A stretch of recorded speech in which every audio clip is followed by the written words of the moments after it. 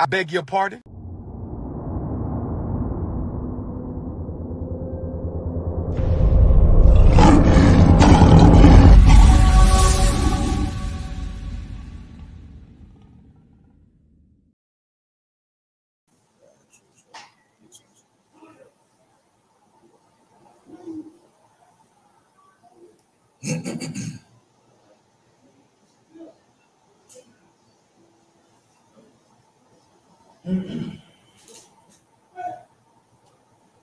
I give it a few more minutes, probably like 5 more minutes. Everybody gets situated.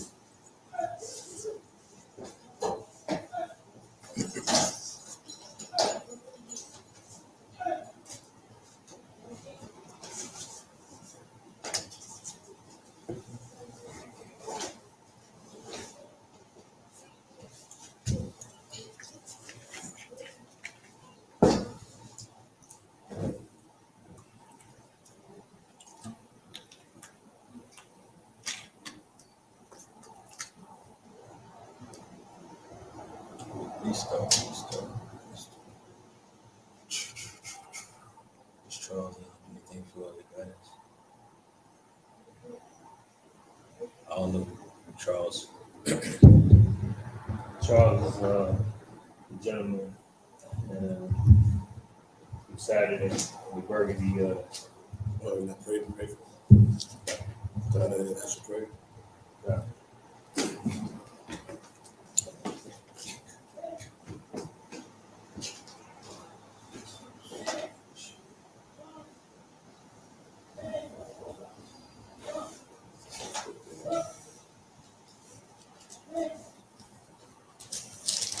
Anthony's the other brother, he's on there as well. And Something like Charles is on there now. Anthony, he stated he was gonna go on, come on. Charles son. Yeah, You told you that? he just said it. Yeah, that's the right.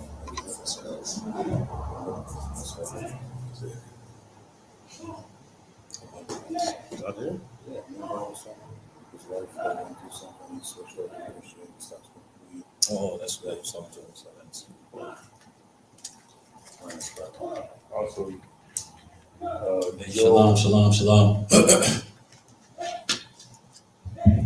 If I ever sound low, just let me know. I'm gonna end up holding the mic because I'm gonna be reading off the PowerPoint. But whenever there's mic issues or connection issues, just immediately let me know and I'll stop.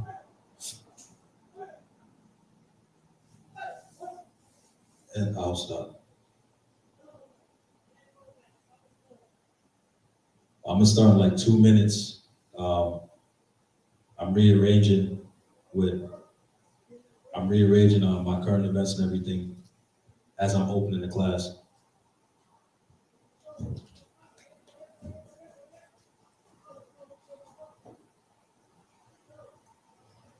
Yeah, what's up? I'm here, bro. I forget. I'm gonna start in like a couple seconds.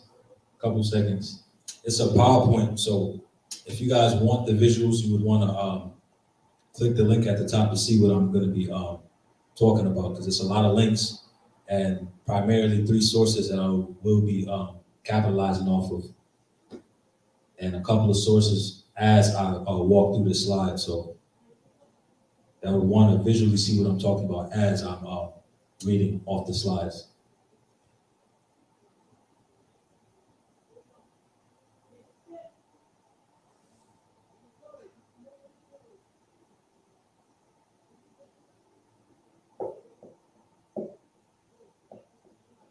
So I'll start with opening with a current event, particularly aiming at the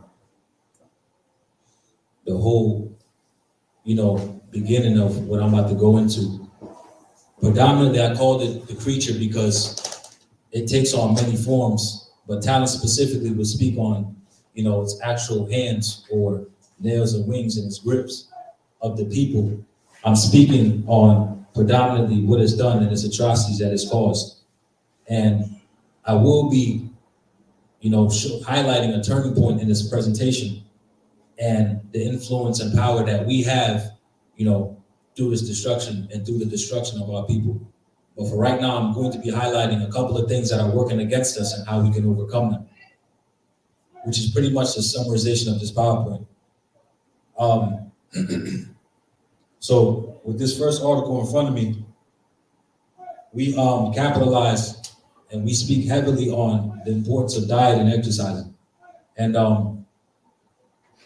we have a lot of things seemingly working against us. And the reason why I'm predominantly picking this article first is because it is the opening factor of this whole PowerPoint. And it's primarily what this PowerPoint is talked about. I kind of took a twist on Caribbean slavery, because that's also what my PowerPoint is speaking of.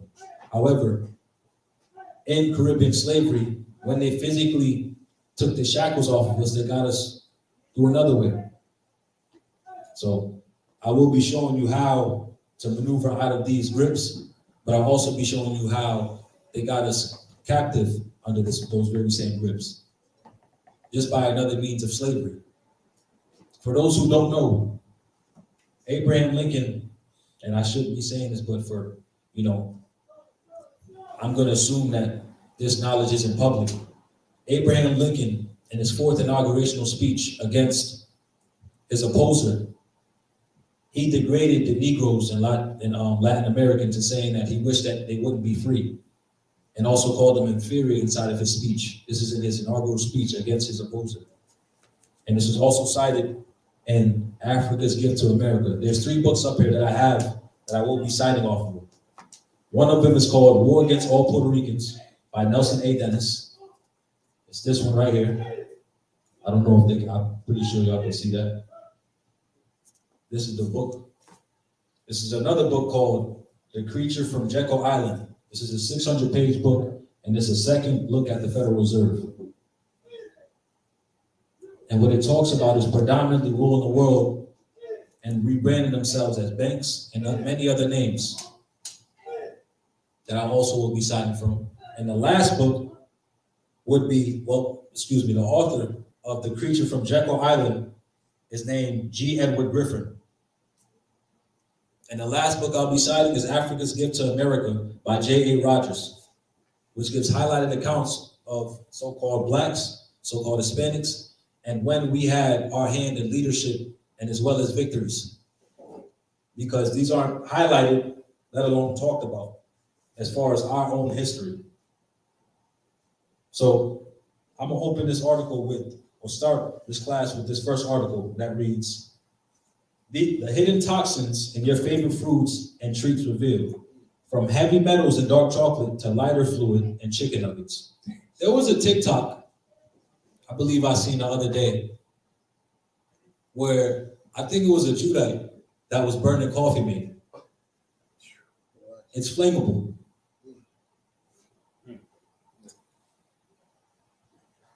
Imagine making coffee. The irony is, before I seen the TikTok, I just bought powdered creamer. I drink powdered creamer over liquid creamer because liquid creamer has a lot of additives to it more than actual powdered creamer.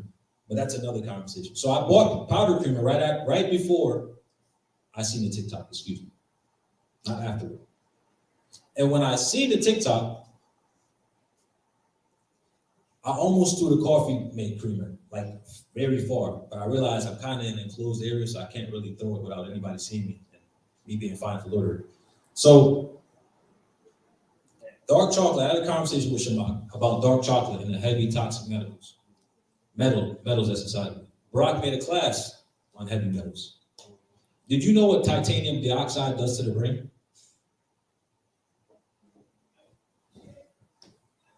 Does anybody know what titanium dioxide does to the brain?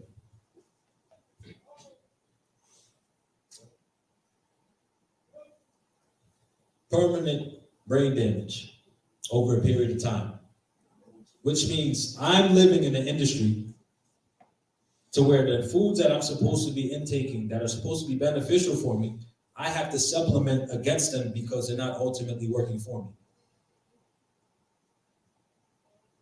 I just want to pay attention to each circle that I'm going to try to pictorially paint in you guys' brain.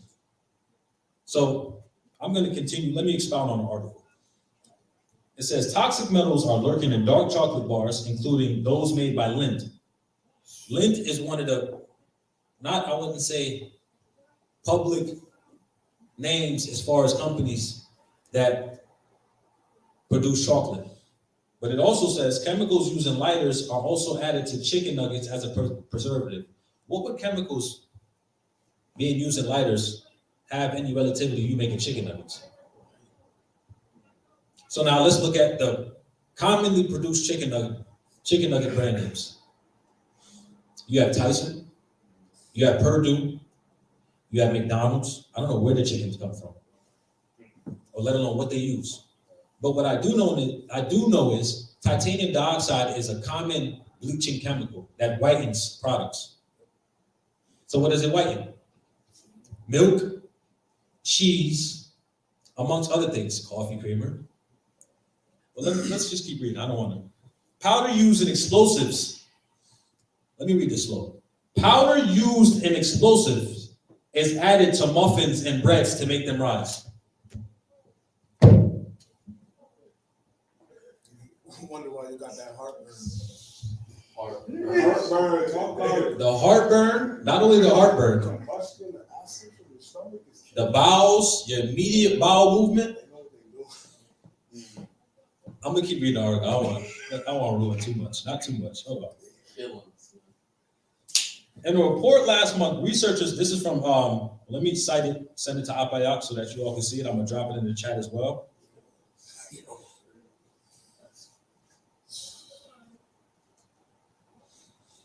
Corey still eating McDonald's, that's insane. Bro, honestly, yo, I'm not surprised if like I've in my life eaten like partial human. Josh, stop eating muffins before I put you in council. All right, so let me keep reading so I can follow along with me. In a report last month, researchers found toxic metals in every dark chocolate bar they tested, including big name brands. So I only listed Lindt. And brands like Hershey's, Lindt, and Tony's Chocolonely. Now Hershey's, what you guys don't know is a lot of big brand names that will branch under different semi-little brand names, but they'll still own corporations. So like, let's see. Let me use an example. It's like Big Bang, take a little bit, which I'm gonna show in the PowerPoint. If I'm Hershey's and I'm rebranding, but it also says buy this, and small letters and increments on the package, it'll have a completely different name, but it'll say buy Hershey's or buy this.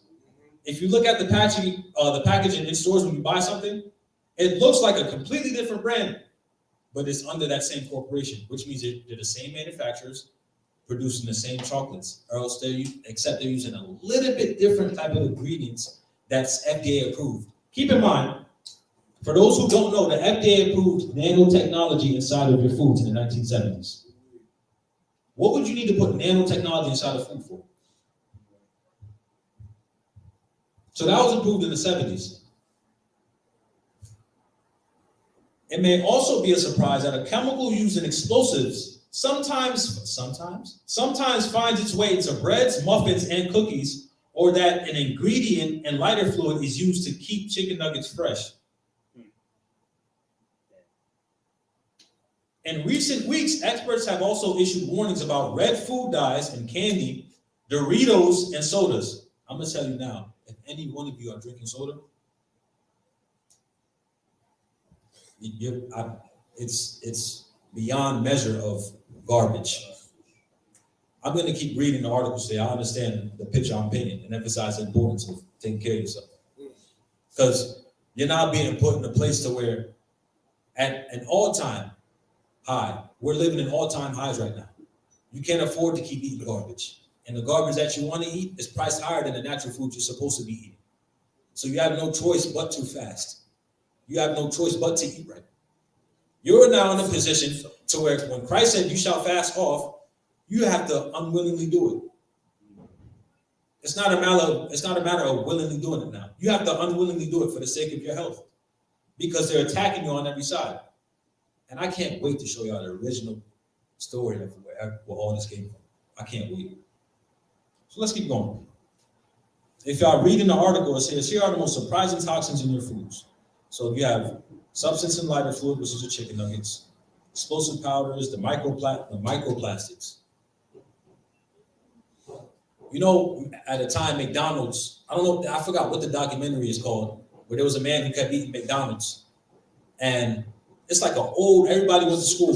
I think that's what it's called. They called it forever food. When you keep that inside of your intestines, it attracts sugars predominantly that are refined over time and refined over time and refined over time. You know what sugar does ultimately to your body? This sugar that we constantly eat, the Domino's, sugar that we ingest, the Stop and Shop, the Crave Bear, all the additive sugars you think you get from Target because they look nice, the packaging looks nice, but it says a Stop and Shop brand on it and small.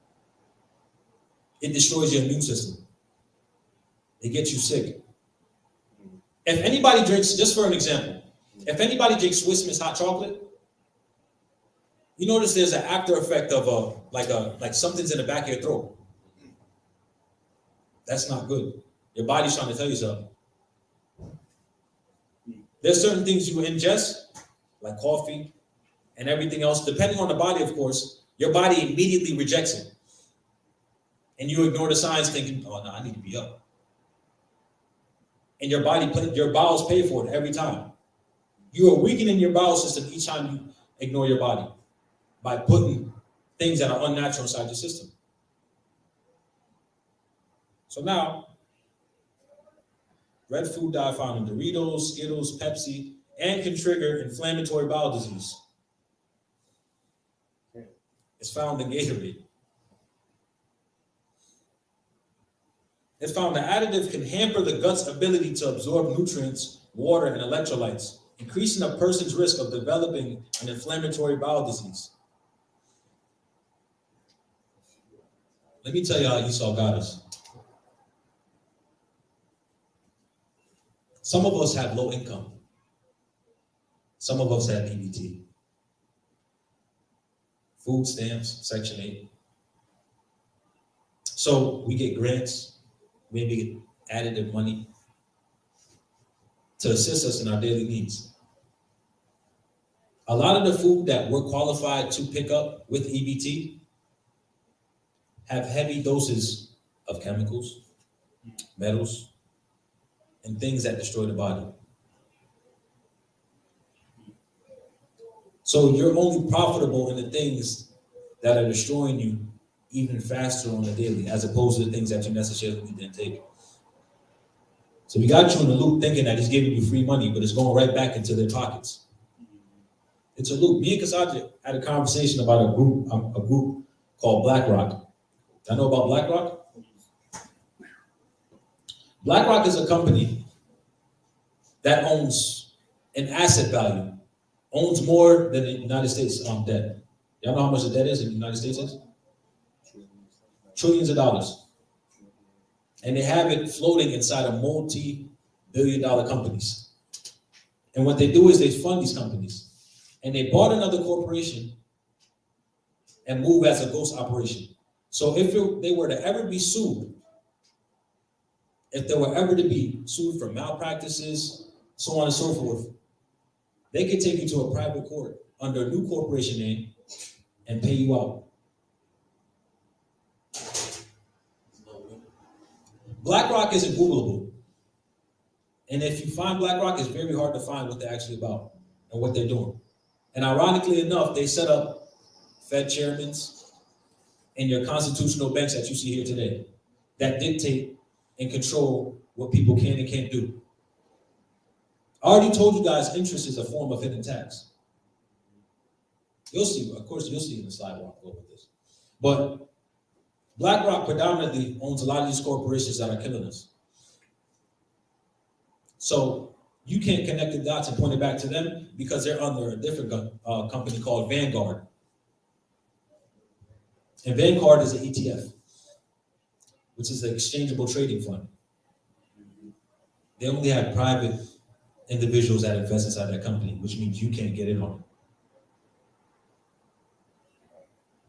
Just to keep you up to date with Esau's wickedness, right? So now, even in the article, it says the Food and Drug Administration approved the chemical for use for foods back in the 70s, when fast foods were becoming even more popular.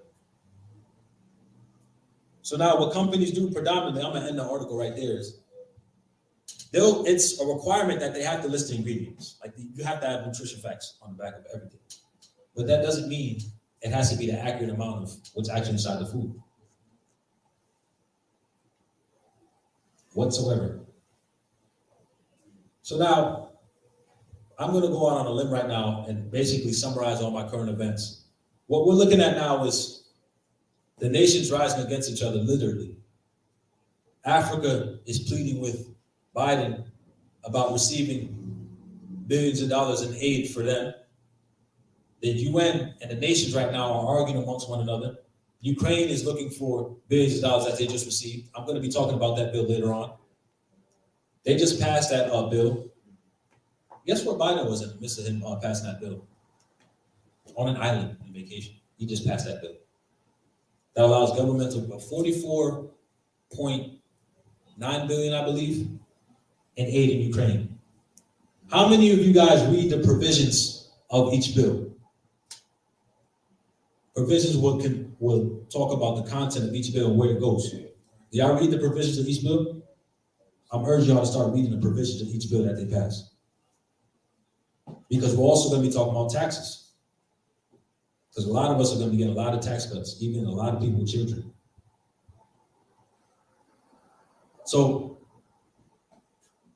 you have 2nd Ezra 16? Yep. Start from verse 1, please. This is the book of 2nd Ezra, chapter 16 and verse 1. Woe be unto thee, Babylon and Asia. Woe be unto thee, Egypt and Syria. Gird up yourselves with cloths of sack and hair. Bewail your children and be sorry, for your destruction is at hand. So now, in this very present time period, you have Babylon, which is Esau and his dukes. Assyria is predominantly Moab and Ammon. Egypt, which is the Hamitic nations. And Syria, which is the Middle Eastern country Arabs, which would also be the dragons of Arabia, according to prophecy. And the irony is, they're all in contention with one another. China with the outbreak, amongst other things, and the energy sector. America is pretty much, besides the inflation, you have the labor department dropping. Thousands of individuals are being laid off. I'm gonna read y'all 6 predominant stores that closed down, a lot of them, thousands of store closures. Remember years ago, they closed down a bunch of Walmarts and they started keeping the supersized Walmarts. Amazon is laying off at least 10,000 employees now. FedEx, my building specifically, they're trying to keep it, the building capacity right now is 90 employees. They're trying to get it to 60. If anybody leaves, they can't come back at this time. They're thinking about laying off the truckers for at least 3 months.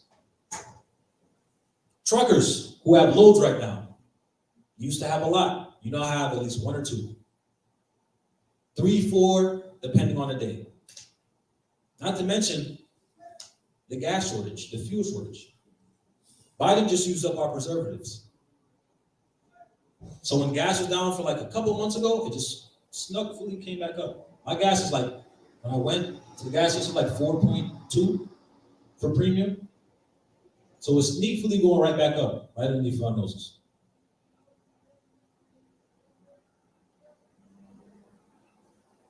But let me read the 6 popular, just so y'all know. The 6 stores predominantly that closed a lot last year, rolling into this year, with the job layoffs, the thousands of employees being cut off, so on and so forth, right? You have Bed Bath & Beyond, Amazon, CVS. CVS wasn't that CVS that just closed by, when we take the 291? By Broxburg? That's CVS? That Walgreens. Walgreens is closed down. That's Walgreens. Rite Aid. Sears was clipped like a couple years ago. Rite Aid too. Kmart, I haven't seen Kmart in a minute. Kmart. So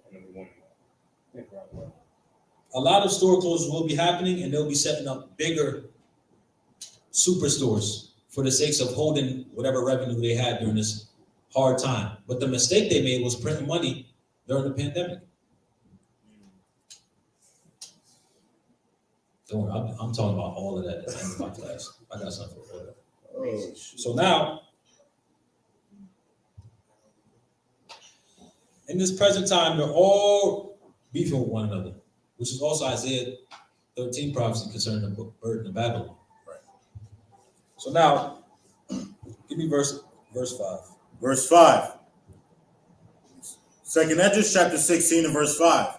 Plagues are sent out unto you, and what is he that may drive them away? Now, jump to verse 18. Verse 18. The beginning of sorrows. Now, right before the Most High returns, a sequence of events may happen, will have to happen, and come to pass. Go ahead.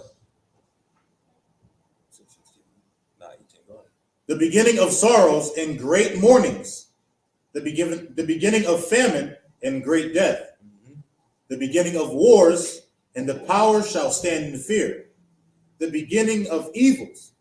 What shall I do when these evils shall come? What we're going to do when these evil come is do right by the Most High and stay by him and move very meticulously and objectively under his almighty shadow. Because under his protection, we can do all things through the principalities of how he orchestrates our way of living, of course. So, jump to verse 20. Verse 20. But for all these things, they shall not turn from their wickedness. We're going to rebuild the economy, just give it a few more years, it's a bit of a depression, cyclical period, we'll restore it back, but, inflation's pretty high right now, layoffs are going to happen, in a few couple of years, we're going to look great. The pride of Esau, boy, this country is this country and the surrounding continents around you are pretty much down the toilet, economically, financially, and everything else that goes along the lines of them trying to make a blood transfusion towards one another to revive each other. It's not working. That tumult that they once had is falling apart because now they're turning on one another. They had a tumult against us, to conspire against us, and it's failing. You know what fastens the day of the Most High returning? The effort we put in. Delivery comes fast onto the individual depending on the person's effort. That's why I stress consistency through discipline, despite the comfortability of it. Nobody's walking this based off of their comfortability, I hope, because in every walk and in every step of the way, it's uncomfortable. So you have to perfect and understand and emotionally attach yourself to uncomfortability because it's not for you.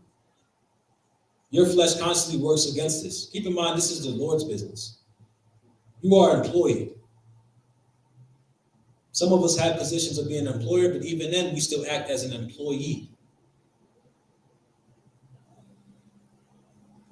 This is for us. We don't do this to receive something in return from him. He bought us with a price.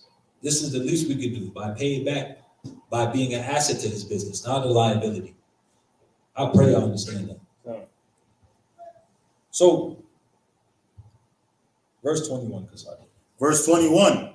Behold, victuals shall be so good cheap upon earth, that they shall think themselves to be in good case. Now, I heard this broke down a lot of times, many times, and a lot of folks,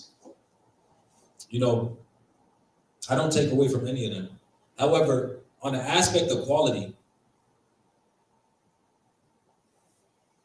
I'll look at this food grade wise or materialism.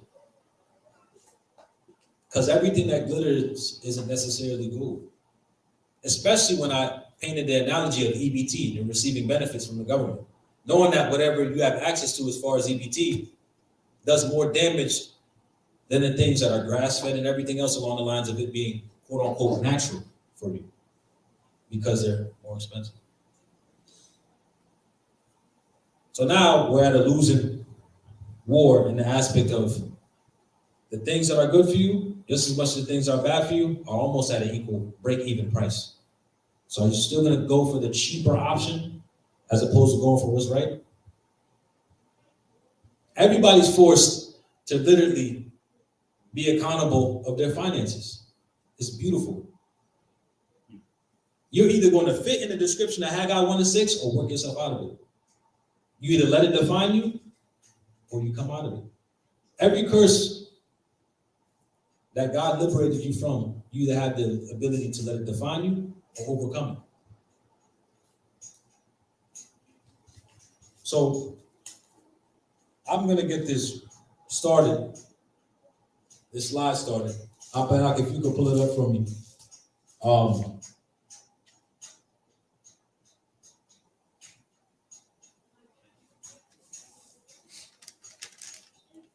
You can go to the table of content page. What? So I want to share this article real quick by Natural News. It says GMO meat, Bill Gates now spending tens of millions to genetically modify livestock. Through a program called UK billionaire eugenist Bill Gates is funneling millions into efforts into genetically modifying GMOs, the world's livestock, particularly in poorer countries, since Gates has a fetish for trying to destroy the least among us. So this is going basically what Yashiyah is eloquently speaking about according to the prophecies and what's going on around the world. We have Bill Gates, a multimillionaire who has nothing to do with any scientific intelligence, putting millions of dollars into modified organisms, which they are now calling genetic engineering. They don't call them GMOs anymore. Into what we call the UCAID, or funding for those that are poor around the world, or around Europe specifically. So just a precept, the article on what's going on with the food industry. The largest, did he just buy land in the middle of nowhere? Where did he buy land at? He just bought mad acres of land in the middle of nowhere. Midwest. The Midwest, right? It's always the Midwest. It's the most fertile land in there. All right. And putting billions of dollars in genetic engineering? Yep. It's almost as if they know what's going on. Absolutely. Remember the summit, the TED Talk summit, that got millions of views. He had a conversation with the people and was like, if we could decrease the population about 15%, by television. Good job. If we do a good job, So if we do a good job, he would try to subtract and get rid of the population with reproductive health care. How would you do that? Reproductive health care. It sounds so, English has the ability to sound so beautiful, but it's wicked. Reproductive health care, television, because television basically influences individuals to do heinous acts. And I don't want to say the V word because we might get flagged, but I'm going to say it. Vaccines that I love. If we do a good enough job, then we can decrease the population. Why would you want to decrease? Well, who are you to speak on the decrease in the population? So it's a couple devils that we're going to be speaking on tonight in the first part of the PowerPoint. But I will be discussing, the more so important conversation at the end of it that needs to happen between us. So Apayak, if you could pull up the table of content page. I don't know what that was about. Yeah, bless you.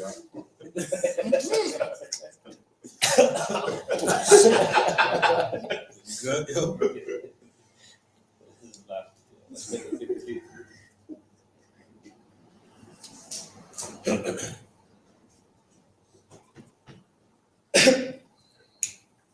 Apayak, do you have the PowerPoint slide up? If not, I can pull it up.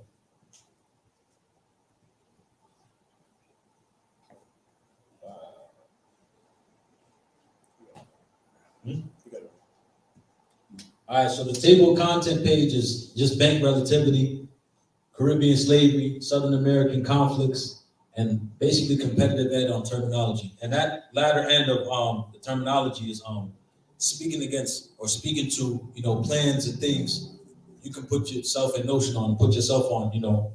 I'm encouraging everybody, and I'm holding each and every one of you accountable to this information. You can look up on yourselves, you know, and you do what you want with this information. But I would ask that you utilize it to the best of your ability, because this could be very helpful to you. You know, in certain instances and situations, of course. A disclaimer: I'm not a financial advisor. Everything that I will be using and saying tonight is for educational purposes only. Next slide.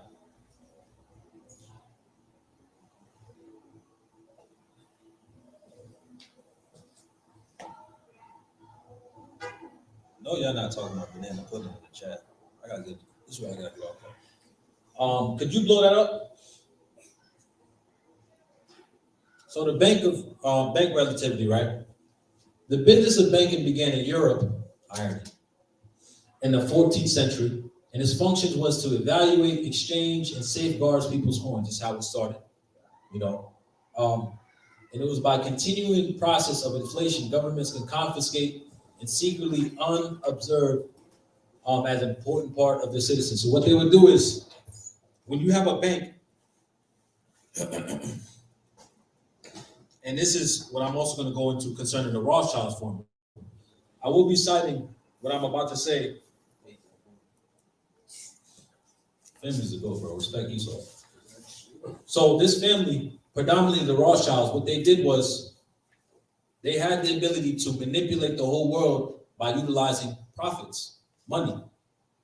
But when you go to or study the origins of what a bank was, Esau has always been crooked. So what he did was, when you put money or coins inside of a bank or a storage or a staff, you would have receipts.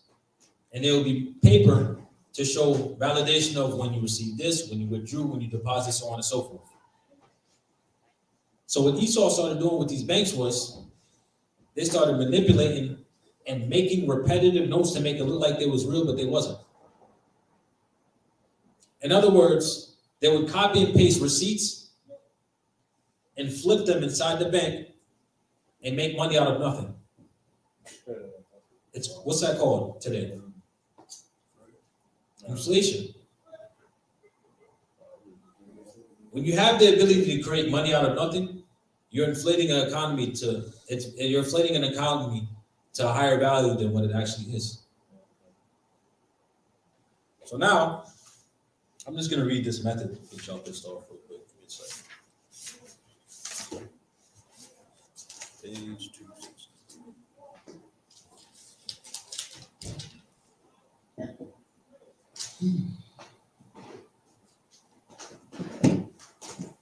So the Rothschilds formula is motivating men to propel governments into war for the profits they yield from where they are from and where they're located. So the Rothschilds have a history of funding both sides of the war and profiting from the loser and winner. You want to know how they profit from the loser? Because if I give you a loan, how would you pay it back if you lose the money? You're indebted to me. Financially and physically, I have control over you. Let's fast forward it to USA and Ukraine. Ukraine's asking for money in USA. If I'm giving them money, let me think like an Edomite real quick. If I'm giving them money, what's that gonna profit me? I could put warships over here, warheads, this over here, a system over here, this, that, and the third. So I could be closer to my enemies, to those who I'm not allied with. That would be Iran, which I have yet to invade. Syria, I blew up parts of it, but ultimately I'll get closer to Russia. Do you see the point of why Russia's fighting so hard to keep Ukrainians and everybody else, Ukrainians out of there. They're not fighting necessarily against Ukrainians. You know who they're fighting against. But Putin can't say it. So what he's doing in press interviews, and he's saying he's bastardizing the West for their influences and amongst other things. So he has to play the press game. We've seen live feeds of what's going on over there. But if I hand you a loan and I'm profiting both sides, it may look like a loss at first, but I'm gaining at the end because the winner, I receive sometimes double-fold, tenfold, depending on what he takes as far as war spoils, and I get paid on top of interest of what I already gave him as a loan. Yes. How does that translate today? How much do y'all pay a car note? Y'all check y'all interest rate? Probably at 15%, 16%. What's your interest rate? I bet you y'all paid the interest rate more than y'all actually paid your car. Your cars, your interest rate at 12%. We got a conversation after class. Your house, when each and every one of us have houses, some of us who own houses, you pay mortgages, you pay rent. How much y'all look over the paperwork and negotiate y'all interest rates and terms and conditions? Or y'all just scroll all the way down and press accept?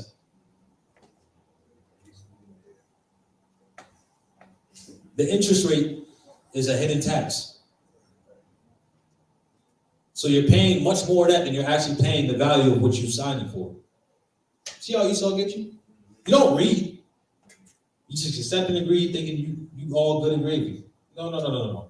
That's why they got you on 30-year taxes, 30-year yields, so on and so forth. You're going to get all. Don't be worried about it. You're going to get all that. Don't worry about it. Don't trip. My daughter and I was just talking about that. So now, next slide up, if you could.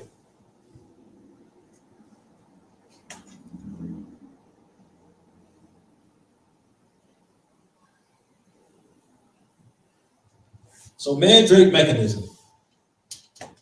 It is the method by which the Federal Reserve creates money out of nothing. Remember, banking predominantly existed in the 1400s, moving on into the 1600s. And it's the concept of usury. We all know the law of usury, but it's Esau. He above us, so this don't even apply to him. So it's the concept of usury as the payment of interest on the pretended loans. What is the term pretended? Something to exist and it's not actually there. The true cause of the hidden tax called inflation. The way in which the Fed creates boom-bust cycles. You want an example of a boom-bust cycle?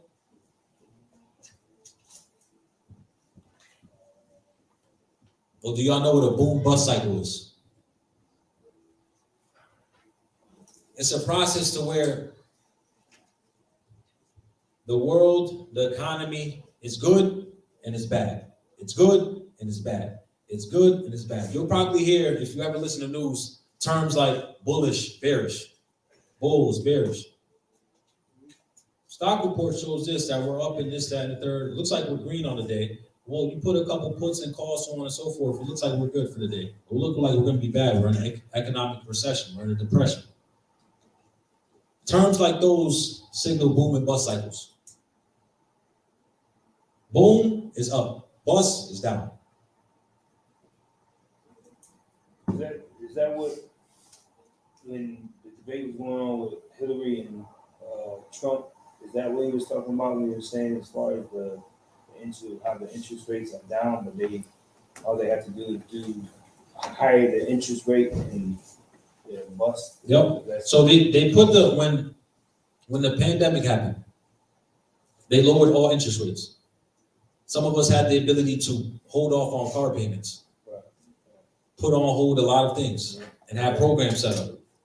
So now, what you guys don't know is the law that they just passed. First of all, the government and funding bill that Biden just passed while he was on the island, it's 4,000 pages.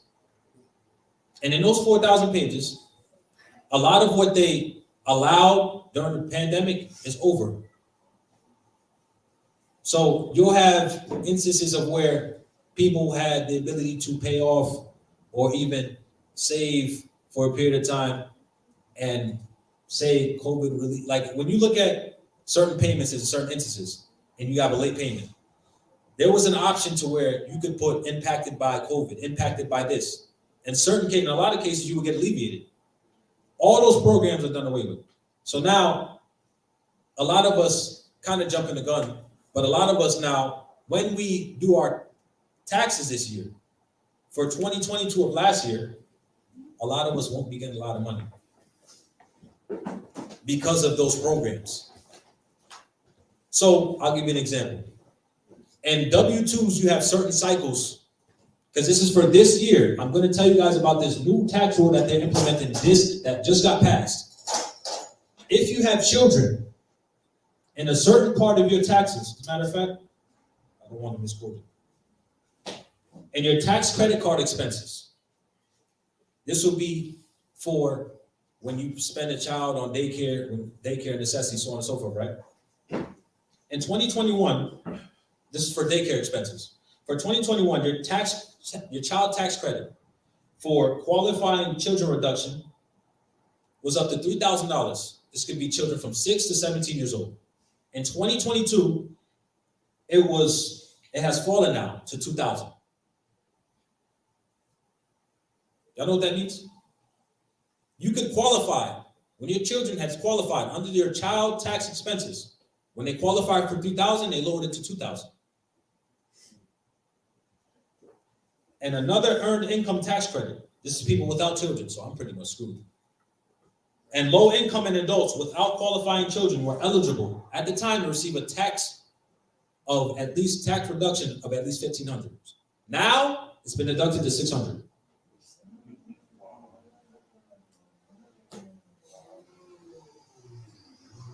So when they give money elsewhere, guess who pays for it?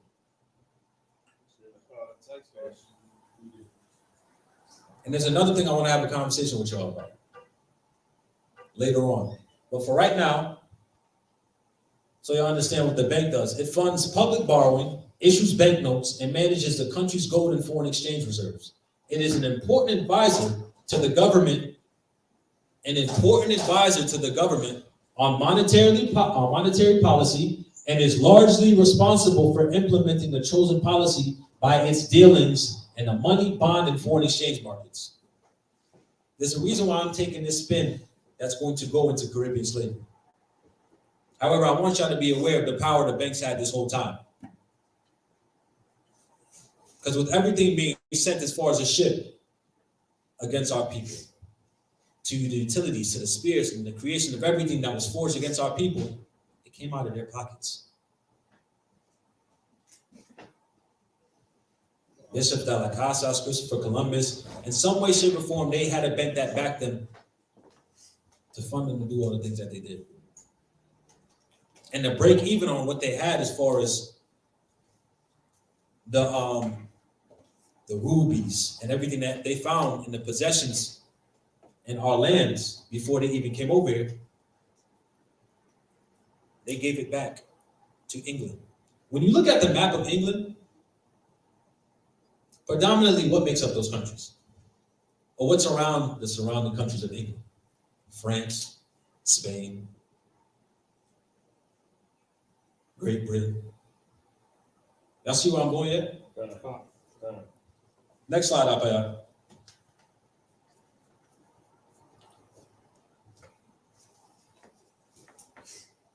So now, do y'all know who that Edomite is?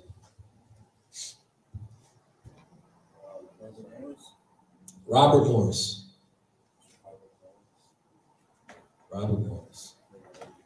So the first Bank of North America, because they implemented the bank where it originated from, being the other side of the world, and tried to imitate that very same style into North America. After they had you physically captive. Because you were the original currency exchange. Y'all remember? Y'all were black gold. But how could they get y'all on paper and do each other wrong in time before they physically liberated you? How they do each other dirty? Here's your receipt and purchase you capturing this fine slave. You got a slave and you have the receipt. Look at a Negro receipt after a purchase of a slave. Look at Black Friday receipts.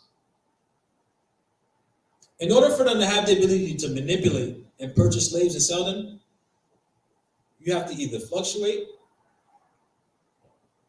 or lower the price to either gain profits of a slave that was actually useful or gain profits of a slave that didn't necessarily do anything at all and then get the proper bang for your buck in their terms. So this is a little bit after they physically had you in captivity because you were the original currency. Through war, right? Yes. But this was before the common, yes, this is before the common, you know, the French, I got y'all, don't even trip, I got you. This is before the common war names. Because a lot of atrocities that happened to us coming here, they weren't necessarily surnamed this and that war, this and this war. Because then I would put a scope on what happened over here, what happened over here. All you have is accountants of Esau wearing and tearing your people. That's all publicly seen and known. So Robert Morris he created the first Bank of North America, which was formed before the Constitutions was even drafted. Y'all know what the Constitutions are?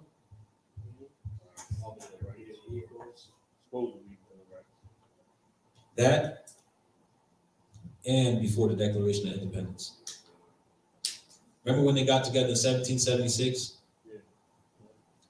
The bank was drafted before that. Which could later be financially transferred into a central bank. Robert Morris is a member of Congress who was a leader of a group of politicians and merchants who wanted the new nation to imitate the mercantilism of England. He was a wealthy Philadelphia merchant who had greatly profited from war contracts. Who do you think he was in business with? Who y'all think?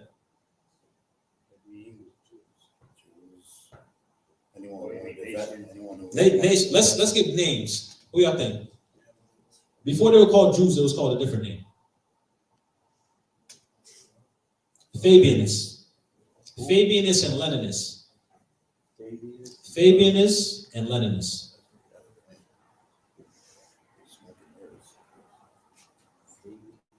Fabianists, F-A-B-I-A-N, and L-E-N-I-N-I-S-T. Fabianists and Leninists. And they went under a bunch of names. Now, y'all want to hear the modern day names? 33-degree Masons, Knights of Columbus, Knights of Order, Golden Knights of Order. You have a bunch of them. They took your identity, financially got rich off your back, and renamed themselves and rebrand themselves millions of times so that they can't be accounted for the things that they've done unto us. No different from now. You see the comparison with BlackRock and before then, even before BlackRock even existed? Wow. I want to show y'all something real quick. I don't think I showed y'all this. Well, no, we're not even there yet. Never mind. Actually, could you go back to the original slide? I want to show them the Bank of England sign. I want y'all to pay attention to this Bank of England sign first. Please either take a picture or remember the sign. Just get it in your head. That sign. Now you can fast. Go back. Keep in mind, the Bank of England sign and coin and representation of it being a bank, it's a woman. She has a spear and she has a shield resting on her and right beside her, and in her hand, a piece of wheat and barley. Just want y'all to remember that. So you see it.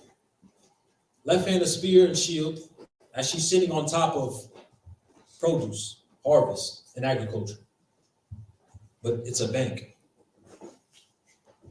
You could go back now, Apea.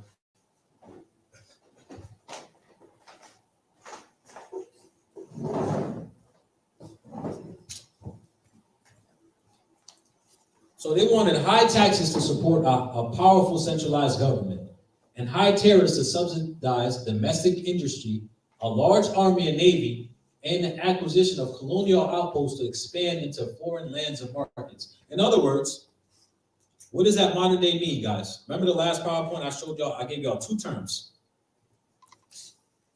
humanitarianism and foreign aid.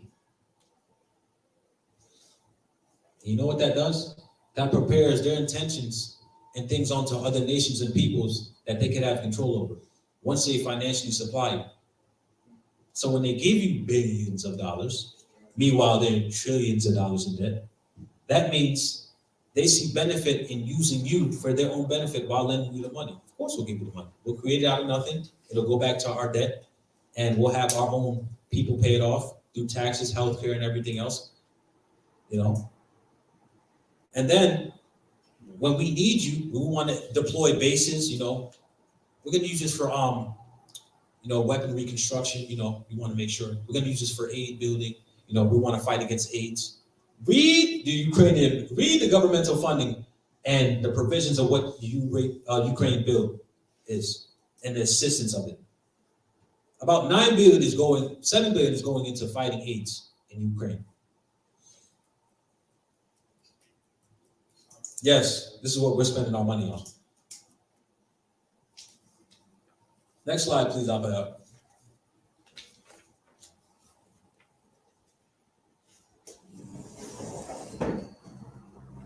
So, y'all remember these people from the last slide? JP Morgan, Rockefeller, and the Warburg groups. I know y'all familiar with JP Morgan. Y'all gotta be familiar with JP Morgan. JP Morgan just announced today that they're laying off 3,200 workers. However, JP Morgan is one of the first originators of creating this creature.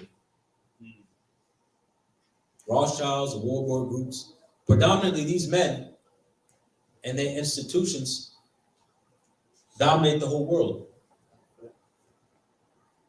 Just look up what they own, how much ownership they have.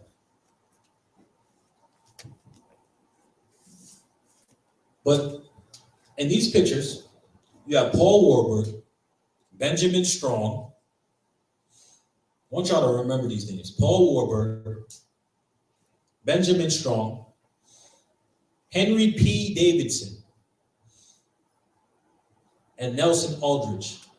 These are the individuals who originally set up the bank in the 1900s, another bank in Georgia.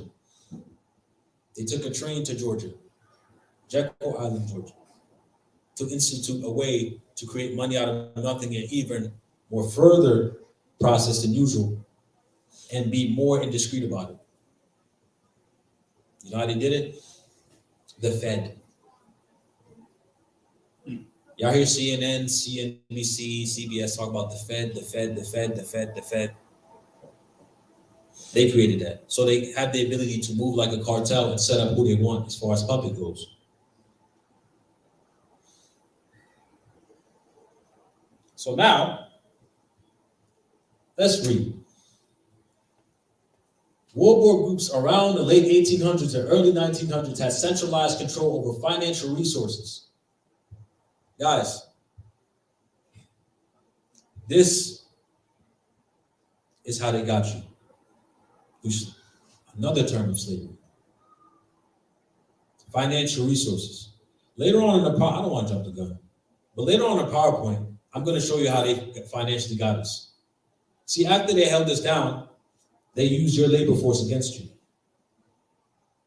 All in the while setting up profits and organizations in your very same landmass. And after you got tired of the conditions that they were putting you under, yeah, America, can you control these guys over here? I don't know what they got going on. Wait till I show y'all. We all in here have at least had a couple of these companies, and we have a couple of these companies sitting in our cabinets. I can't. We keep reading. So the Rothschild formula is to motivate. It motivates predominantly men to propel governments into war for the profits they yield, operating under a highly efficient, intelligent gathering system. When you read the accounts of this book, The Creature from the Jekyll Island, I want everybody, if you read, please grab this book.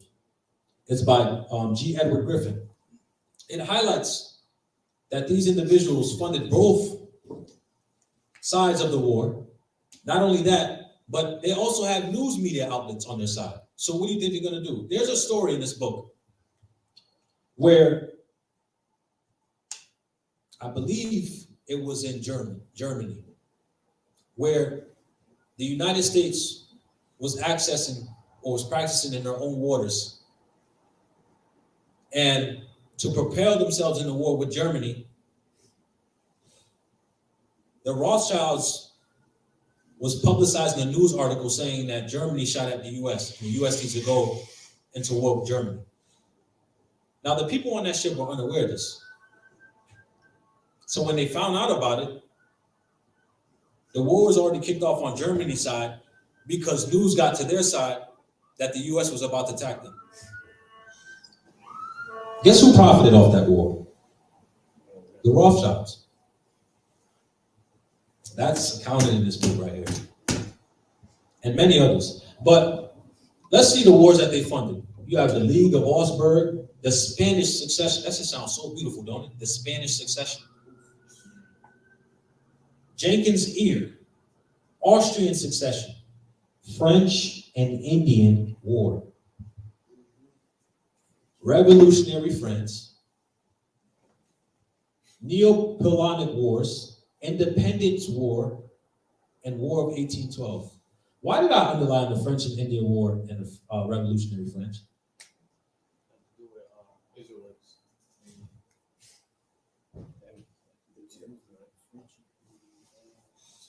Did any of you guys look up Friends of the Blacks like I asked y'all to?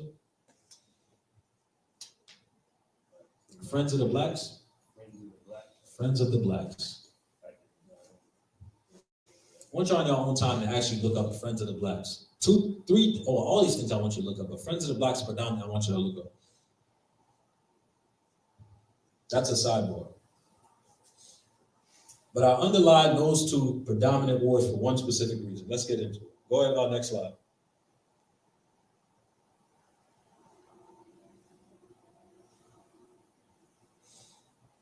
So, y'all know who that is? Before I get the answer? Roosevelt. Who? Roosevelt. Theodore Roosevelt. Theodore Roosevelt. They love talking about him in history, boy. Even in school. Yeah, they always talk about him. Now you notice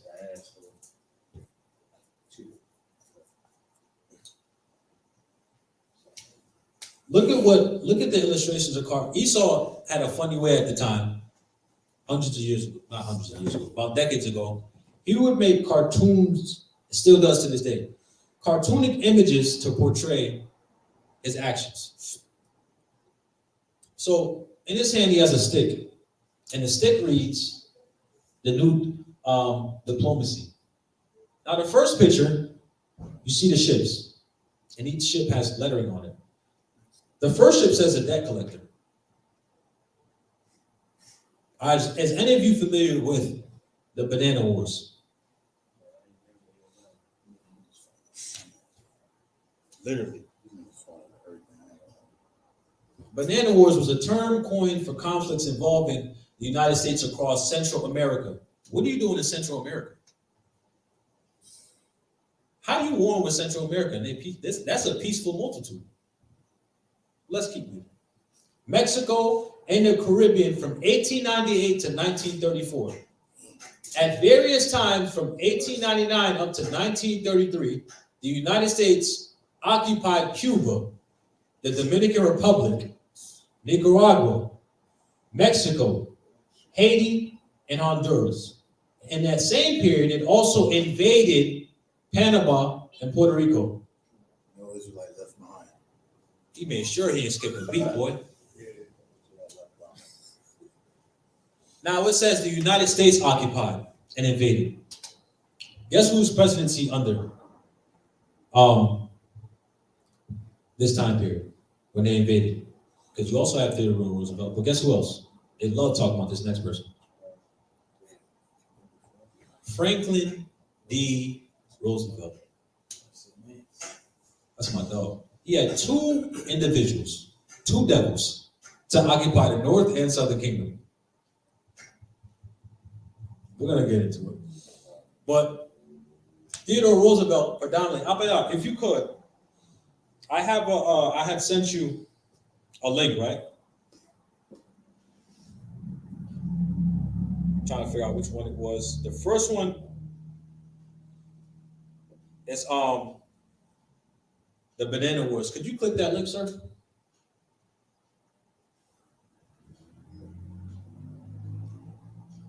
So everybody can see it.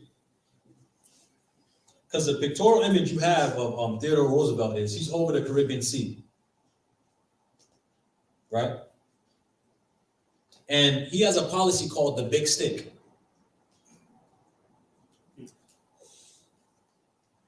What did that lady in the Bank of England have? A spear.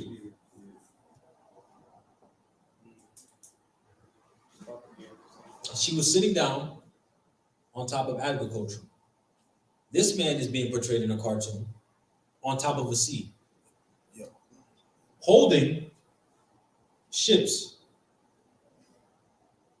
with a stick across the sea. How did they get funded? How did he get funded? You know what they called it? A financial blood transfusion. Because remember, where did the original bank come from? England. And how did they get transfused into North America? By what? One Edomite name I told you earlier. Remember, he fastened the bank after England's bank. I just gave y'all his name. Robert Morris. So now, let's scroll down and read a little bit of the stick policy. The U.S. occupied 6 countries in the Americas for over 30 years. I'm pretty sure Theodore Roosevelt, he served 2 terms. Oh yes, I got you, don't even trip. So several of these wars were fought for control of fruit. The United Fruit Company was one of the several major corporations with interest in fruit plantations in Central America. Their influence was so great that they quickly became more powerful than the governments of the countries in which they operated. How was a fruit company more powerful than a country? Apayak, real quick, could you wait? No, because it's in the slide. I want 1 second. We're gonna hold on. So now, whenever these private interests, this is the link that I sent Apayak. If y'all could, if it's already sent in the chat, I'm gonna send it. I'm gonna send it to y'all so y'all can read along.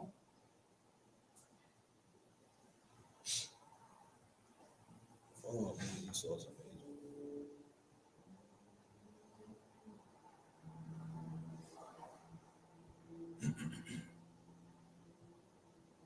Apayak, if you could drop that link already. As a matter of fact, I got it. I got Apayak pretty much doing a lot. I got you, bro. So United Fruit Company was one of several major American corporations with interests in fruit plantations in Central America. So they was already planted in Central America. They got you under laborious and hard work. So why not set up shop there? The businesses. Y'all want another example? Y'all want to get pissed off? Where Domino sugars come from? Puerto Rico. Say it again, loud. Puerto Rico. Puerto Rico.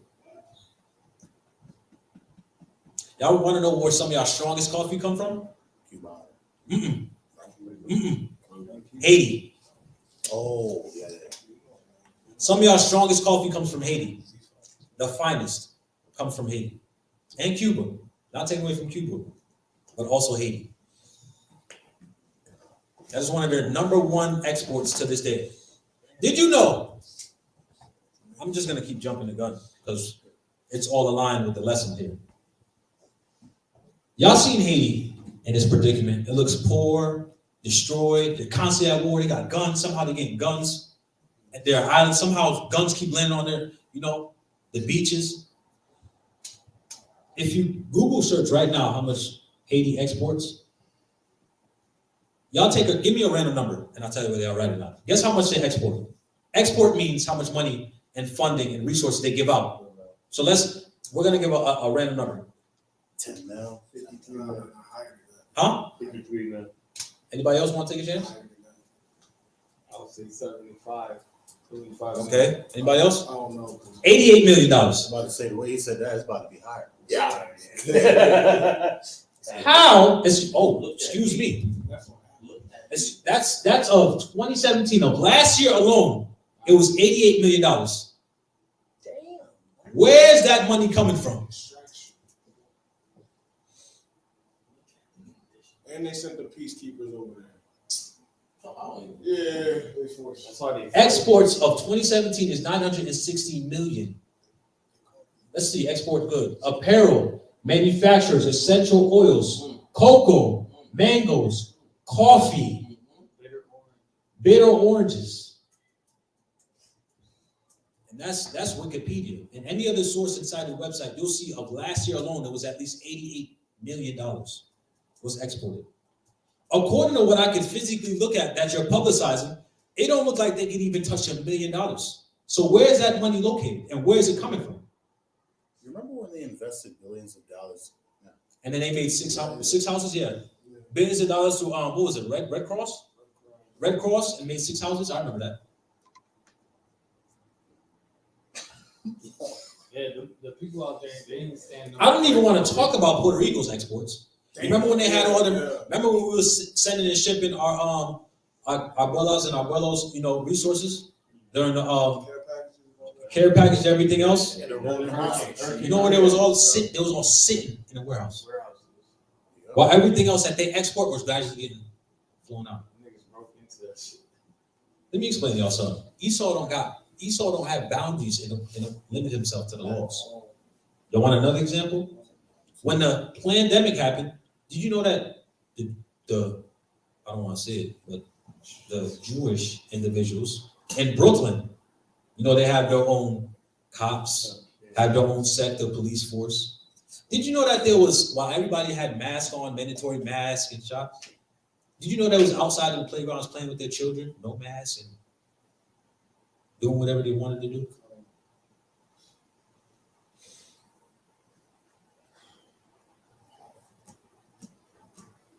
So now I'm gonna keep reading the article, right?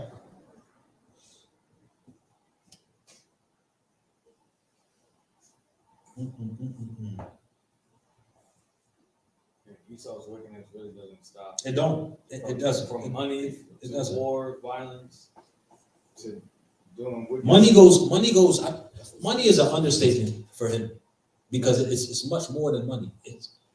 And the term satisfying, fulfilling his belly, I think is like it's beneath what he's actually trying to do. He's not going to be satisfied even if he receives all the things that he wants. Right. That's beyond gluttony. That's beyond all terms of English. And he needs to be eradicated and turned into fine powder. So the big stick law, pretty much, is basically Esau offering. You'll see the movies, and predominantly you'll see the Avatar. You'll see it in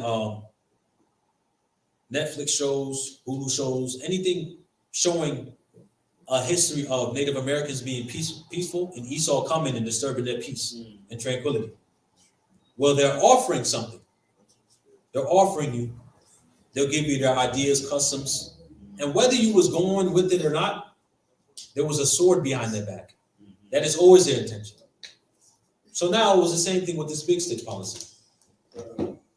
So after they situated the first Bank of North America, you had the whole point of, and companies started booming in Central America, in the Caribbean, under this big stick policy, and even before that.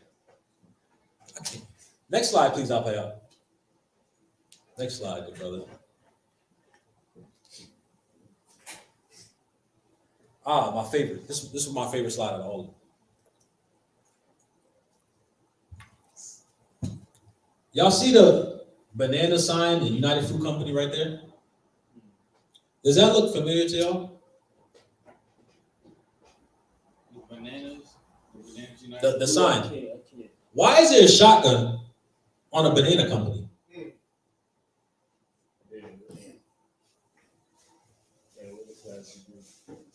And look at the individuals with the look at the dark skinned melanated people picking the bananas, sorting them. The United Fruit Company in Guatemala, or watch out for the top banana. What does that mean? Y'all want to know what the United Fruit Company rebranded itself as? I want y'all to take a guess. For modern day or back then? Good answer, you got it. It's nostalgic, yo. What is it called? What is the listen? This company rebranded as Chiquita. Damn. Yeah. That's crazy. Them Chiquita bananas, y'all see at Stop and Shop, Big Y, sometimes Trader Joe's, and all that. This is that company. So now let's read what United Fruit Company was. Was one of the several major American corporations with interests in fruit plantations in Central America. Their influence was so great that they quickly became more powerful than the governments of the countries in which they operated, most notably Honduras and Nicaragua. Whenever these private interests were threatened, how would they be threatened? Labor conditions, the Deuteronomy curses on our people. So here's where the Bible has always lived. But here's where you see the emphasis on certain curses that we're going to go through captivity and us revolting. But whenever these companies receive threat, let's read. They called help from the United States.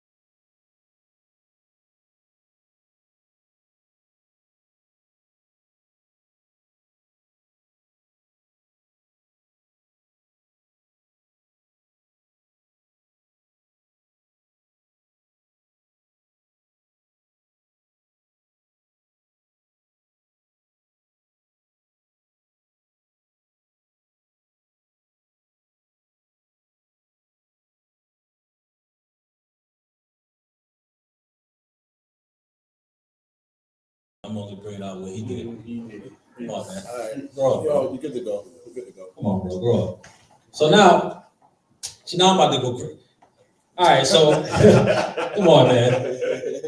In Honduras, for example, the United States invaded 7 times between 1903 and 1925 to ensure that American companies maintained control of the nation's banana exports.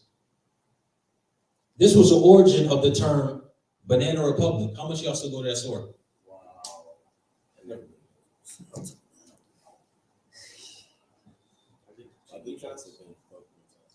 You eat chiquitas after they invaded your people? Nah, I don't eat those. Oh.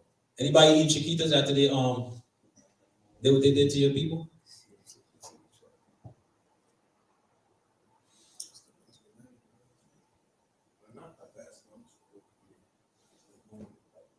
I'll play out next slide, please.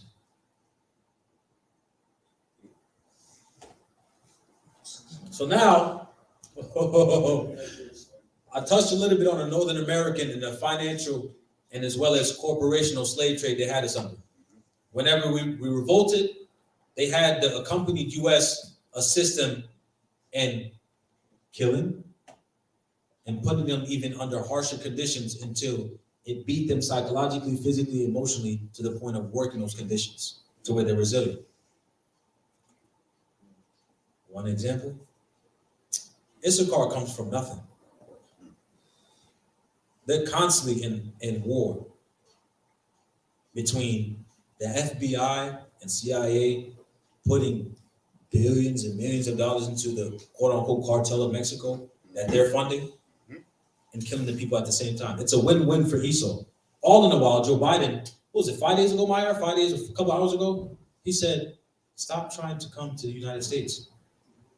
You need to apply for a visa, an I-601. A lot of them don't even speak English. So they don't even know what that is. If y'all don't know what an I-601 is, you have to apply for proof that you didn't illegally cross into the United States borders, and then you go on the review of whether you get accepted a visa or not. By the way, they're accepting up to 30,000 individuals to work for them for about 2 years until they can reapply. And the application process, I believe, is 4 to 6 months. Esau got to go. We understand and know that he's a devil, but look at the instance he's trying to make for our brothers and sisters to make an honest living through their captivity. You're funding one side of the country, not even one side, because majority, all of it. You're funding a side of the country that is destroying our people. And when they try to seek liberation or better living, being at the conditions that they're under, they have to go through loops and loops of loops and loops of proving that they're humans. And then a slap in the face is giving them a green card when they were the original inhabitants of this landmass in the first place. Right. That's just a visa. And then this option has been extended to Haitians, Cubans, and Venezuelans. It's a press conference, about 5 minutes. I listened to it on YouTube today and tried not to break my phone. So, this guy, so that you guys know, is William Thomas Beckford. You guys know who this is? Y'all ain't never heard these names? I pray and I hope y'all really study history. Y'all look into history. It gets dark. This individual, let me just read. Let's read about him. William Beckford was heir to the vast slave-supported fortune of his father, also William Beckford. His father, who was also known as Alderman Sugarcane, what landmass am I talking about? No. Jamaica. Yeah, oh, I said this about Caribbean slavery. Owned 8 plantations in Jamaica and served as a Lord Mayor of London. Did you know that William Beckford didn't step foot inside of Jamaica, but owned those plantations?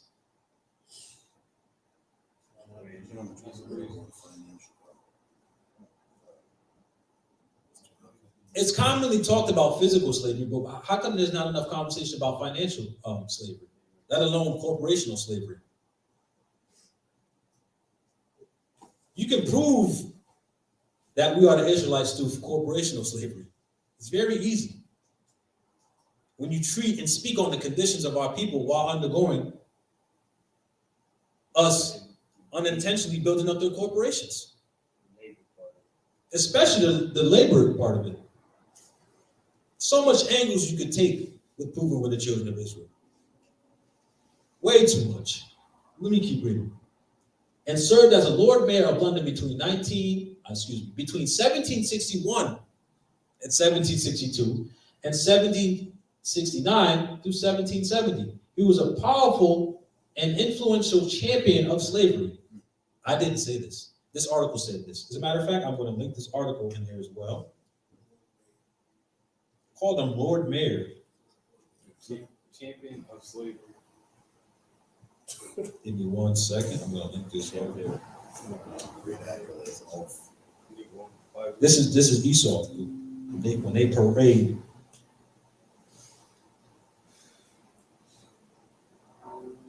their accolades. The Also, to speak on Jamaica, when China went over there and built that highway, they charged them like. Oh, we not even. Oh, Yeah, Moab. Moab got their hands in Jamaica right now. Oh, deep. From schools, yeah, they setting up schools right now and funding it. $790 million for a highway, and $32 toll over there. Oh, and there's a bank over there. A couple banks over there that's financially insured by the FDIC, which links back to America. I looked that up too. It's in there. That's in there. Slavery still going This? on over there. This talks about the original banks taking the little banks. You can't have an institutional bank without basically having a financial transfusion of an old bank. If I create something, or let's think it politic wise. I want to pass something to Congress, but it needs to go through the Senate, and it needs to be passed in the House. Who could I manipulate? How is it going to benefit him and benefit me? I could go two routes.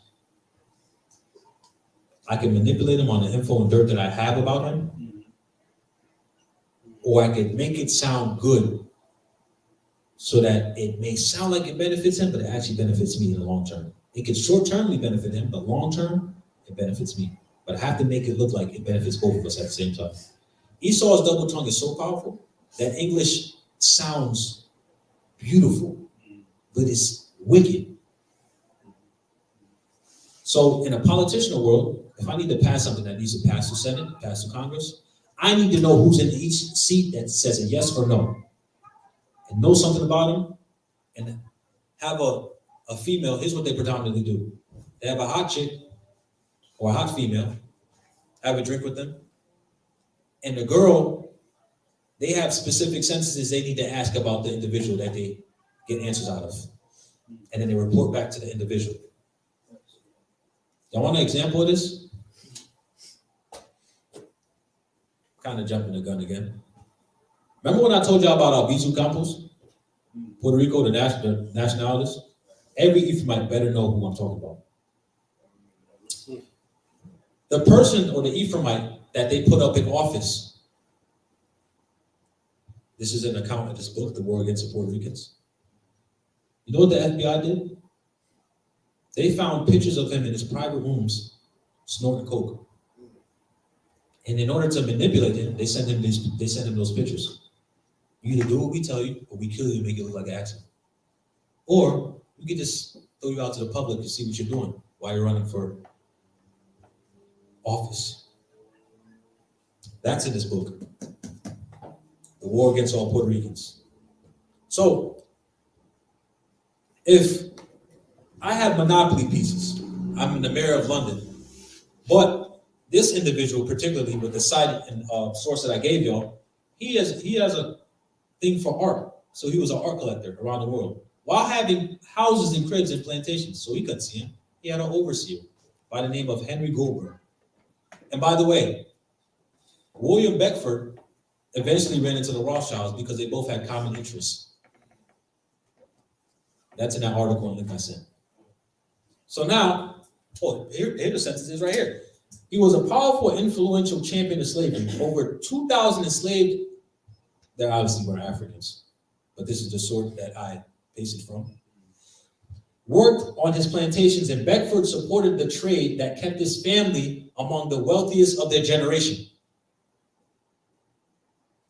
His unbiased interest in the arts of many cultures and periods influenced generations of renowned private collectors.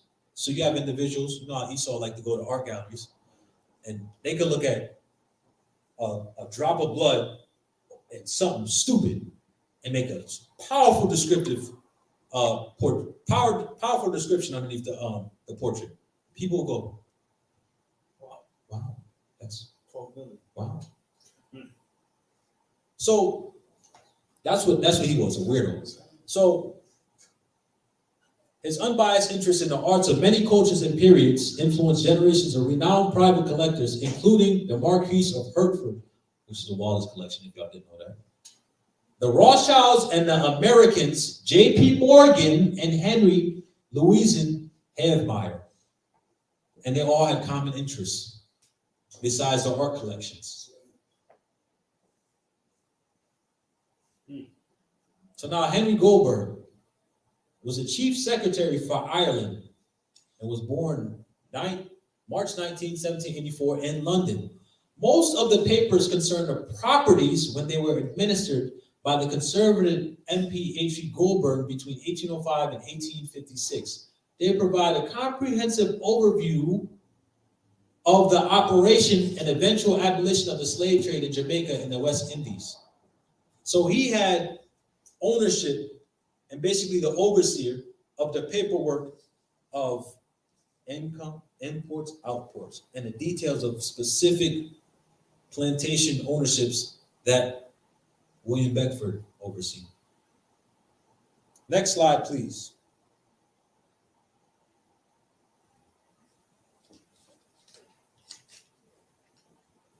So now you have an example. That, Apayak, I want you to pull up. I sent it to you through text. It is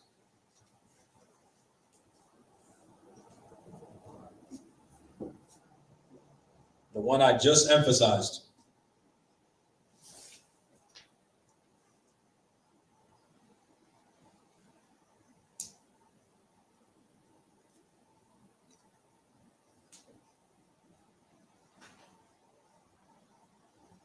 Actually, hold on. I believe it is.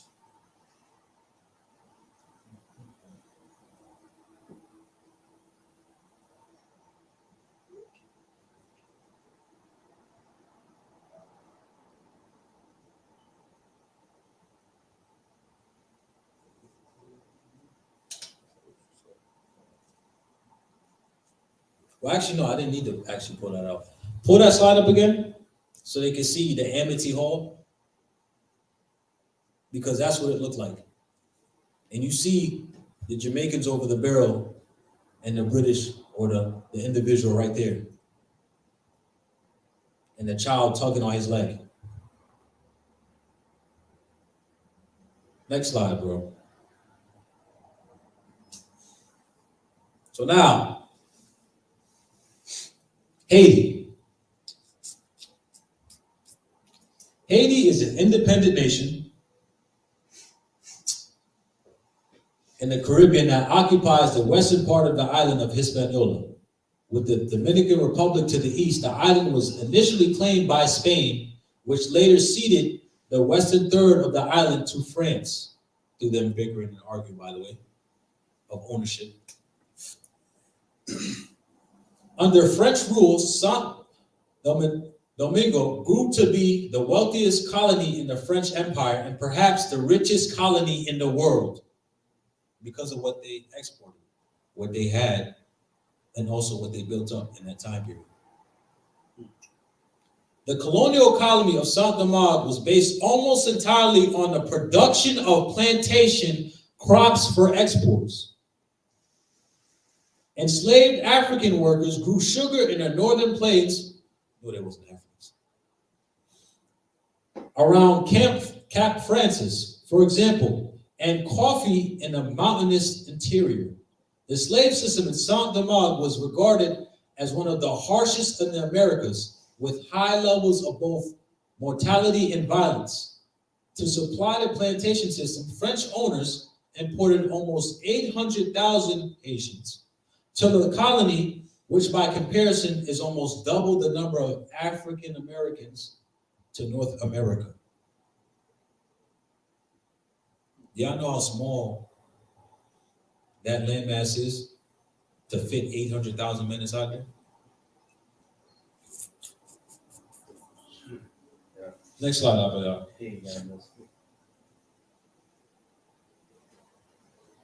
So now, this is the turning point. Y'all know who that is? No, Toussaint. Like, when it says out there, Toussaint. Toussaint I heard it. Louverture. Put that slide back up. Put on the go back up, please. What you shared. Toussaint, as many of you know, and what's commonly looked over and not emphasized, is one of the greatest liberators to ever walk this earth. No biasness included. Because I'm also going to be highlighting his influence and power and what he did in captivity, by the way. So, and you'll see why the title is Southern American Conflicts. So now, from 1743 to 1803, Toussaint Louverture and the Haitian Revolution inspired millions of free and enslaved people of African descent, Negro descent, to seek freedom and equality throughout the Atlantic world. It's not just Haiti. I want to explain to y'all something. What prophecy is this?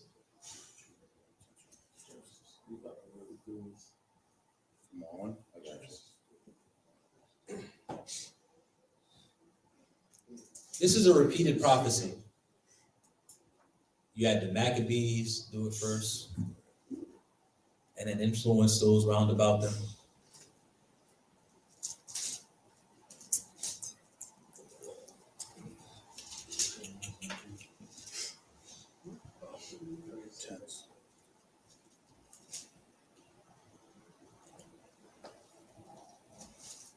Is it Ezekiel 37 and 18? Yes. This is the book of Zechariah, chapter 12 and verse 7. The Lord also shall save the tents of Judah first. Why did I pull that?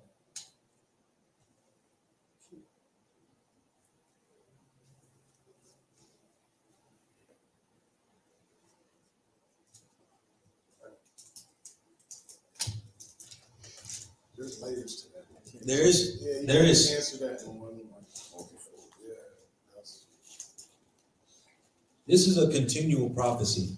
The preservation of predominantly the tents of Judah shall rise first and be the landmark and as well as pillar, an example of liberating the people. The greatest and first example was Yashiyah. Y'all do understand and know that, right? And then in the continuation of history, Southern American predominantly were the leaders and individuals who liberated the people, and the Northern Kingdom followed right afterward. That's why I pulled this. What? Piece of Campos, he was. Hold it. So Toussaint was the eldest of 8 children. I know where you're going. I'm about to expound on it. As a child, he learned to read and write French and Haitian patois. He was a slave, y'all. Are we not slaves? I just want y'all to put yourself in his shoes for a second. And enjoyed access to books and schooling. What do we have? What do we hold? This Bible. We got our identity. You know what schooling it takes? Discipline, knowledge, and information to go about how you need to maneuver. He was a slave as well. But he bought his liberation. And in his liberation, he looked and sought for ways to liberate his people. You know what he also did? He had real estate.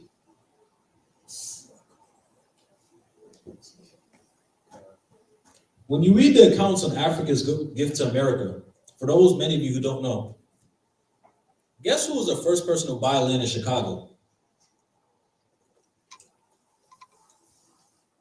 A Haitian man named Jean-Baptiste.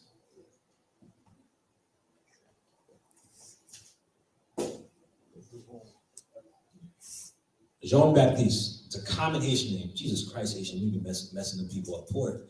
But the importance of why I'm bringing this out is because in his captivity and him seeing the enslaved brothers and sisters around him, he educated himself to liberate his people for a time period and to be an influence to the surrounding areas and hope that they will revolt against the taskmasters. I don't care if y'all think, well, he wasn't in Christ. It's bigger than that. Because even if he didn't have the all the way 100 direction in Christ, he knew in his spirit that the conditions he was living under, God didn't create him for. And he thought to take matters into his own hands by first feeding himself with knowledge that could help liberate the masses around him and to be a powerful enough influence to get others. We're going to get into it, don't trip. As a child, he learned to read and write Haitians. Read and write French and Haitian patois, and enjoyed access to books and schooling. His father taught him the traditional use of medicine. This sounds like a multiplicity, a diversity of talents, if you ask me. Before becoming a coachman for his master, Toussaint herded livestock. So he was also an agricultural individual. By his mid-30s, he was free and working towards becoming a property owner.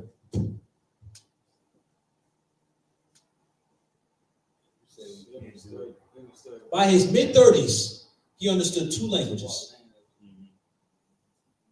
He educated himself in books and schooling. He practiced livestock and herding and agriculture. And by his mid-30s, he was talking real estate and investing in real estate. And he became free in his 30s. Let's sort of fit that narrative into each and every one of you.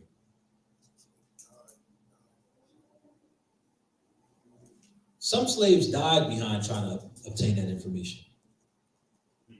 Some slaves didn't get to even see that information and just was a slave their whole life.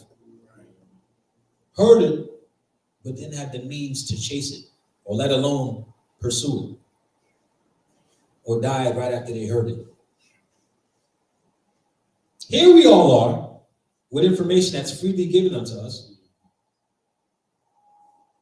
and not utilizing it to the best of its ability and pulling the abstracts of its proper diversities. The past previous classes, financial stability was taught, health and diet was taught, exercising was taught, knowledge, wisdom, and understanding, basically in totality, was taught, which is that diversity of gifts and talents that each of you have. And yet, it isn't being utilized to its fullest potential. You remember in the beginning of the class when I said that this was the Lord's business? You don't want to act like a liability. You want to become an asset.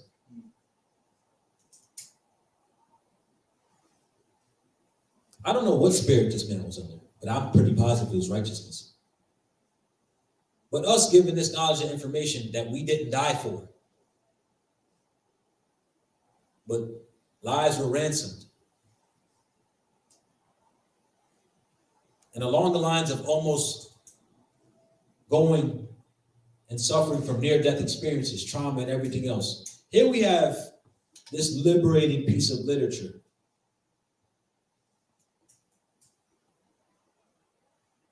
And we're withholding its ability to liberate us completely by practicing and utilizing the diversity of gifts inside of this very same book.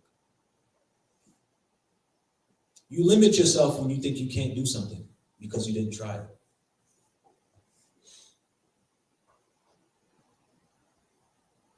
Let alone if you have a weakness, you have other individuals around you that can help you strengthen.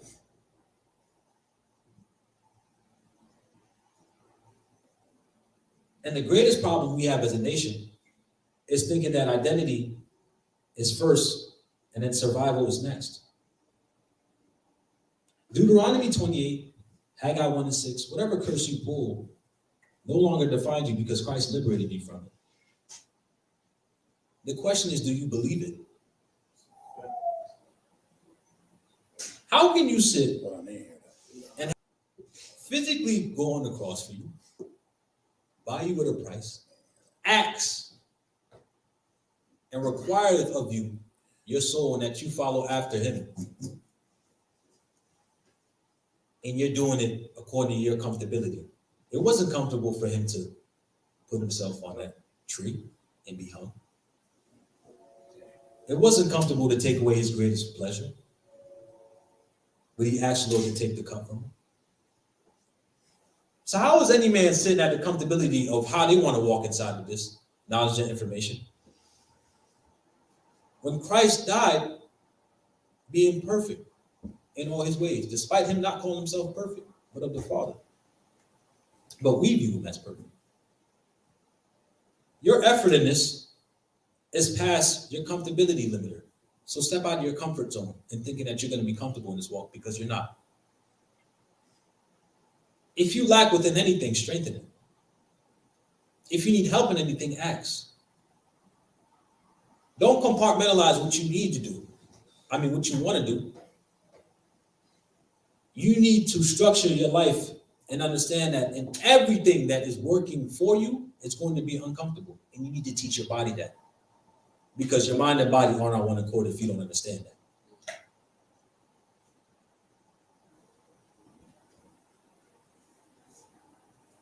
You can sit here and talk about identity all day. But if character development ain't in the talks, ain't nothing for you to talk about. You got your identity already. That ain't nothing to boast about. The process is the progression. And ain't that much talk about that. There need to be more conversations about progression and how you move. Right out.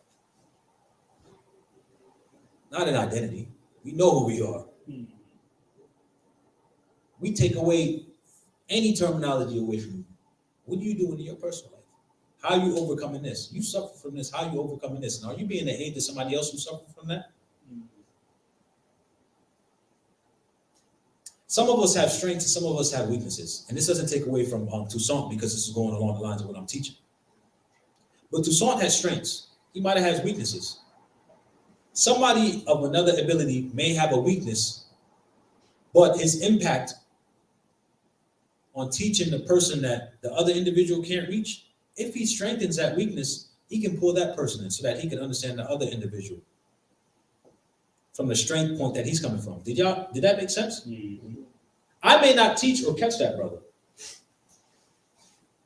because he may like how another person teaches, even though he shouldn't be nitpicky. However,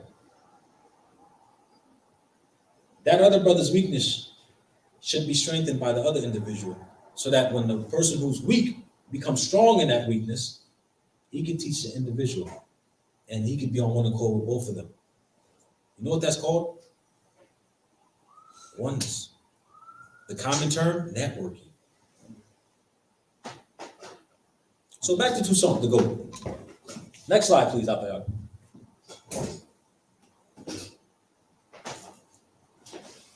So we have our North American brother, Simón Bolívar. How much y'all know about him?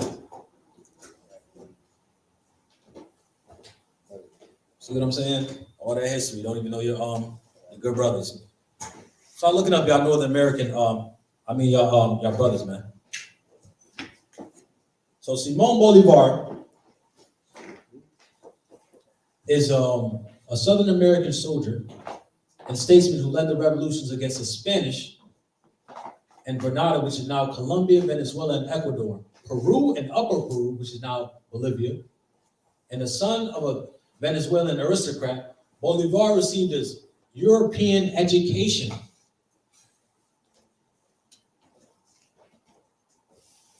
Simón received a European education. Look how far these men went to lengths of edifying themselves so they could go back and teach their own people and liberate them.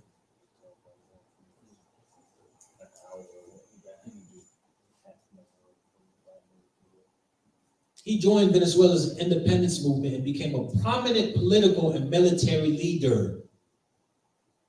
In all of Esau's war books, general history, and how he moves,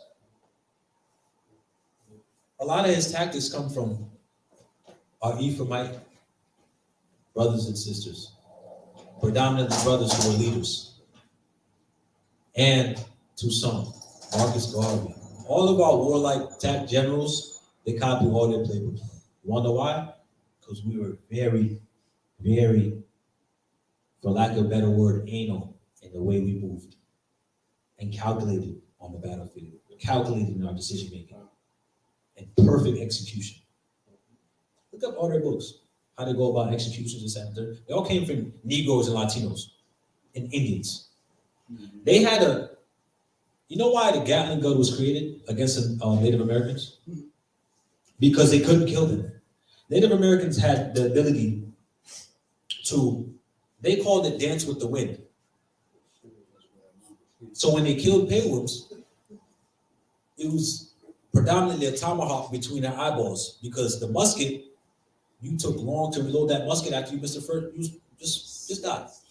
Bye. That's why they're treating them like that even to this day. Same thing with Haiti, same thing with the rest of us collectively. However, they took horrible losses to the nations of Israel. Horrible. They had hatred for us from the very beginning. However, it's been amplified through the losses that they took when we liberated our people for a time period. That's how deep their hatred goes. So the Indians that sit on reservations, they might not be able to tell you their forefathers in the wars, but the Indians got busy. And that's why when you read history, Africa's gift to America, the war against all Puerto Ricans, they killed the Indians first. Because when the Indians got word that they was coming over, they immediately revolted against them. No, we're not playing that. That's why they got rid of them first. So Simón, beyond its borders, it inspired and resourced anti-colonialism and anti-slavery efforts on many fronts. When the revolution sparked rebellions in neighboring Santo Domingo, where's Santo Domingo? Haiti sent arms and sugar to strengthen their uprisings.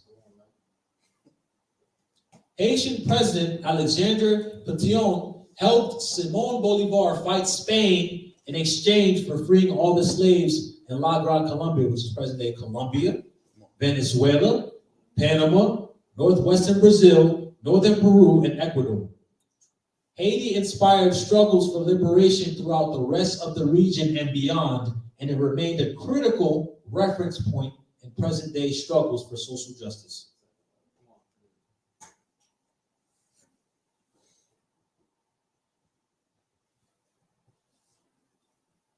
Just want to say one thing. Go ahead. It's the only thing I'm going to say, because that technically get touched on. That's exactly right. But one thing I do want to say is, before, if you look it up, before Toussaint liberated Haiti, there was a bunch of unsuccessful slave revolts. I'm going to emphasize that. So before Toussaint liberated Haiti, there was a bunch of unsuccessful slave revolts. I.e., I gave you examples of United Fruit Company, Domino Sugar, so on and so forth. Even though those companies were orchestrated in the 1900s, even before that, before Toussaint was on the scene, there was a lot of unsuccessful slave revolts. But you know what Toussaint did? You know what Simón did? Educated themselves and became warlike men, generals, and liberated the people. They studied their enemy by using their education against them. We have our identity and education. And that's the main point I'm trying to hit with y'all. It's time to study their education to use and have the upper hand against them. You know what pisses Esau off even more? When you know your shit. Like if you go to a car dealership, you can't get me on no hidden fees and none of that. I didn't ask you to put that on the car. Well, the market value is at this, so how come it's inflated? How much did you get the car for? You got to walk in there with confidence. Okay, I'll just go somewhere else. They get hot. They turn. Wait. All right. Let's. Oh, okay. Because they make money off the interest. This is my set price. Are you paying cash or I haven't decided yet? Okay. You gonna put anything? I haven't decided yet. Let's talk about the cash value of the vehicle. The market's down right now, so I don't see why this. fluctuated to this price. The miles is a bit high, which means I would have to, a oil change needs to be soon.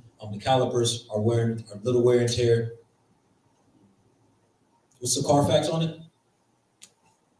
You got to go in there adding it because you're educated in their system. Simón and Toussaint was educated in their system and for themselves. After they added to themselves, they put their people on. Everybody. And then influence one another. That's how you do it. Next slide, please.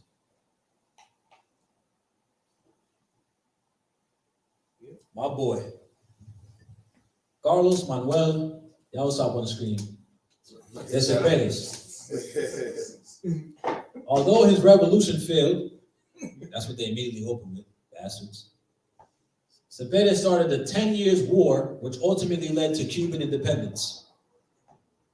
And he was born into a prominent plantation family who had been granted their Cuban estate in 1517. God damn. After receiving his baccalaureate, that's education that's not of his own, by the way, from Havana, Céspedes completed his law studies in Spain. Damn. These men traveled to get proper education and then went back to their original inhabitants to liberate their people. They knew who they were. They just went to go about the education under the premises of subjection and captivity to liberate their people. Toussaint didn't. Simón did. He did. However, we're in the pretense and understanding that the vengeance of the Lord is his. So what we got to do, the same thing they did. That's why we use the things of this world. We don't abuse them. We use them. After receiving his baccalaureate from Havana, Céspedes completed his law studies in Spain, and upon his return to Cuba, Céspedes started a law practice, wrote poems and pamphlets, and secretly organized an independence movement. In 1868, Céspedes was made chief of the revolutionary movement of the Oriente region, and on October 10, 1868, Céspedes, at the head of only 147 poorly armed men, proclaimed independence for Cuba and a grito de Yara, which is the cry of Yara. And the insurrection gained momentum and by the end of the month had 12,000 volunteers and scored some stunning military successes. So my good brother went from, my Issachar brother went from 127 to 12,000 volunteers. And he moved, I don't think you understand how large a government was back then. He had 127 men who was poorly armed and overthrew the government.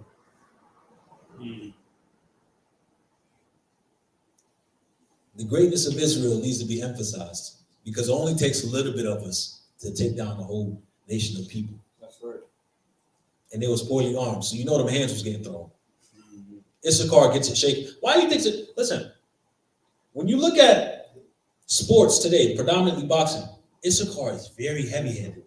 They're naturally heavy-handed.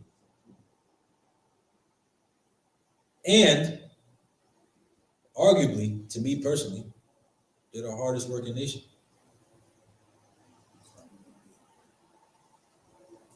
That could be up for conversation, but I don't really see the conversation for it. Because what I can physically see, when I was up north and down south, you being up north and going down south, not really much of an argument. Because they come from nothing and make the nothing into something and then put each other on. I service Mexicans in Northampton, and there's about 20 of them in one crib. But you know what? All of them work. The women too.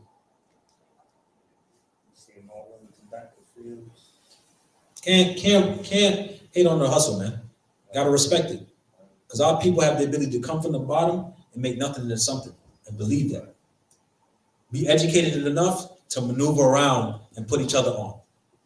That's what I'm trying to give y'all. Free game. Learn the education surrounding you and stop blindly living. No, question everything that y'all going into. When y'all work, look into your taxes, look into your health insurance, look into this, look into everything. Why is this coming on my check? Why this? Why that? Monitor yourself. You need to be accountable for each and everything you put your hands forth to do and how much time you're giving it. Don't waste a lot of time doing something when you could have been doing something else that was beneficial for you. Those are distractions. Stay focused. Don't get me started. Next slide, Abel.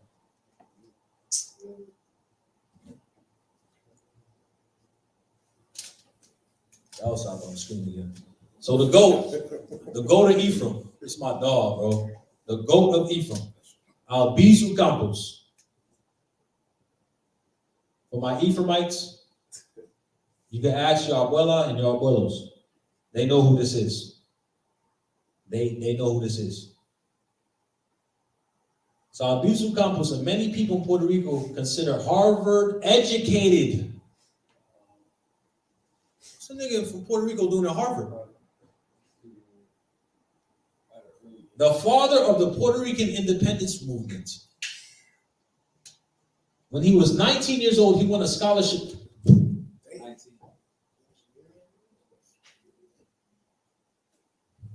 Albizu Campos was 19 years old.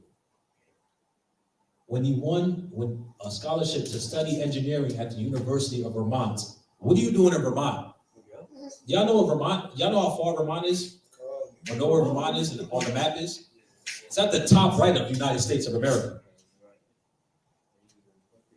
A year later, in 1913, he applied and was accepted to Harvard University. You know, that's one of the top, that's Esau's one of the top pick. Yeah, Harvard. Yeah, I went to Harvard, you know how they talk about Harvard. And when the World War I broke out, Albizu Campos enlisted in the U.S. Army, where he served from 1914 to 1990. That's 5 years. Where he rose to the rank of second lieutenant. Do you know how long it takes for you to reach that rank? He got that rank in 5 years. Oh, side note. I'm gonna read this first. He was stationed for a time in Ponce, Puerto Rico, and then assigned to the all-black 375th Regiment, as were many Puerto Ricans who, like Albizu Campos, were of African descent. Now, we know those were Israelites. How much y'all know about the 369 infantry?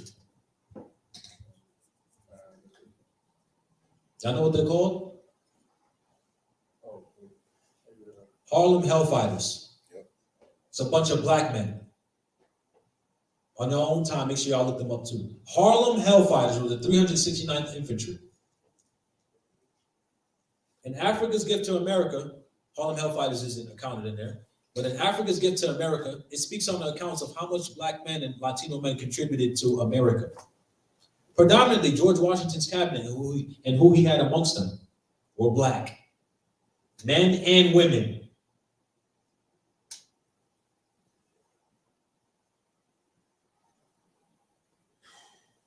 Please, guys, please read history. Please. Not so much of the dark side, but how much succession your people rose to power and the education that they used to liberate and put others on amongst them. And the diversity of education. Albizu was literally studying engineering and then went to Harvard University and then became a second lieutenant. You know how diverse that is. And then to go home and liberate his people. All these men had diversities to put, and in the end of their diversity, they performed selfless acts. Damn, who that sound like? That sound like Christ. A man devoted to be a service unto his people to the end. And here you have historical figures of your descendancy and lineage and heritage reiterated the same actions under a different time period, except they're in captivity. Liberated circumstantially only to liberate others around them.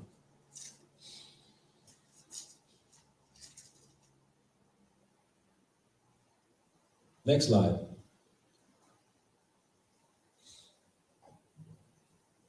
Now, y'all know who these men are? Yep. You have Blanton Winship and you have J. Edgar Hoover. And at the bottom, y'all know who that is? Franklin Delano Roosevelt.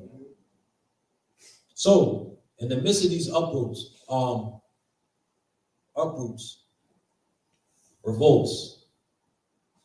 around the 1900s to 1930s, under Franklin D. Roosevelt, Blanton Winship in the FBI. Blanton was an American military governor who occupied Puerto Rico and instilled a military force with the uniforms and vehicles being blood red. Guess who was trying to liberate the people at the time when he did this? Albizu Campos.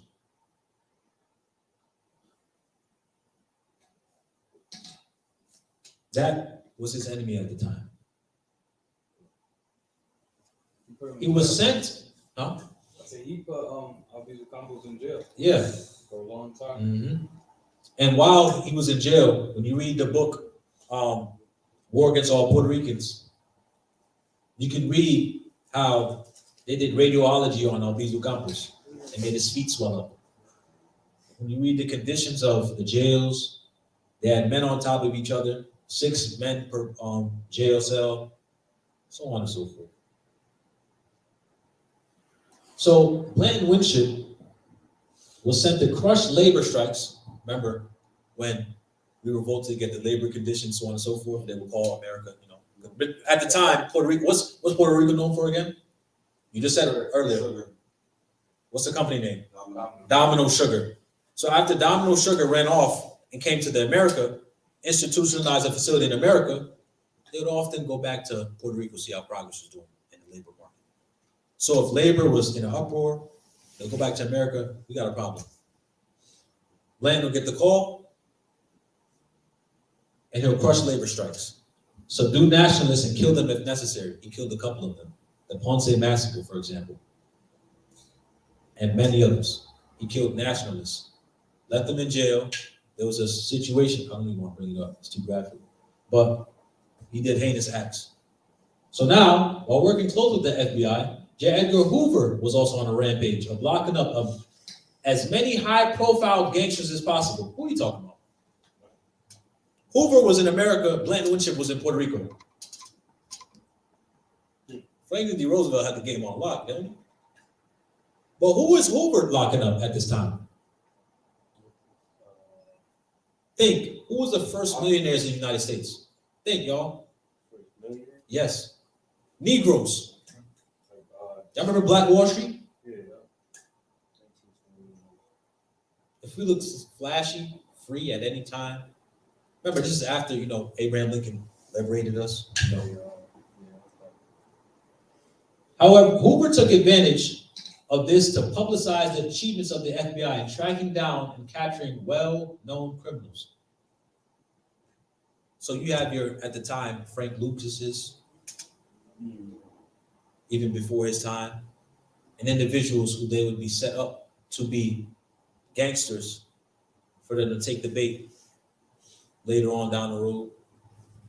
When you have movies and instances like Judas and the Messiah, before they were set up, there was groups beforehand that they would initially have hired to pay, you're gonna infiltrate this, do this, we'll get you free. They'll put people on game and throw them under the bus in order for him to take the credit at the end. Read Hoover's his private notes. And both of these men operated under Franklin D. Roosevelt. So imagine Franklin D. Roosevelt. If he allowed things like this, imagine he himself. Next slide, Abaya. So now,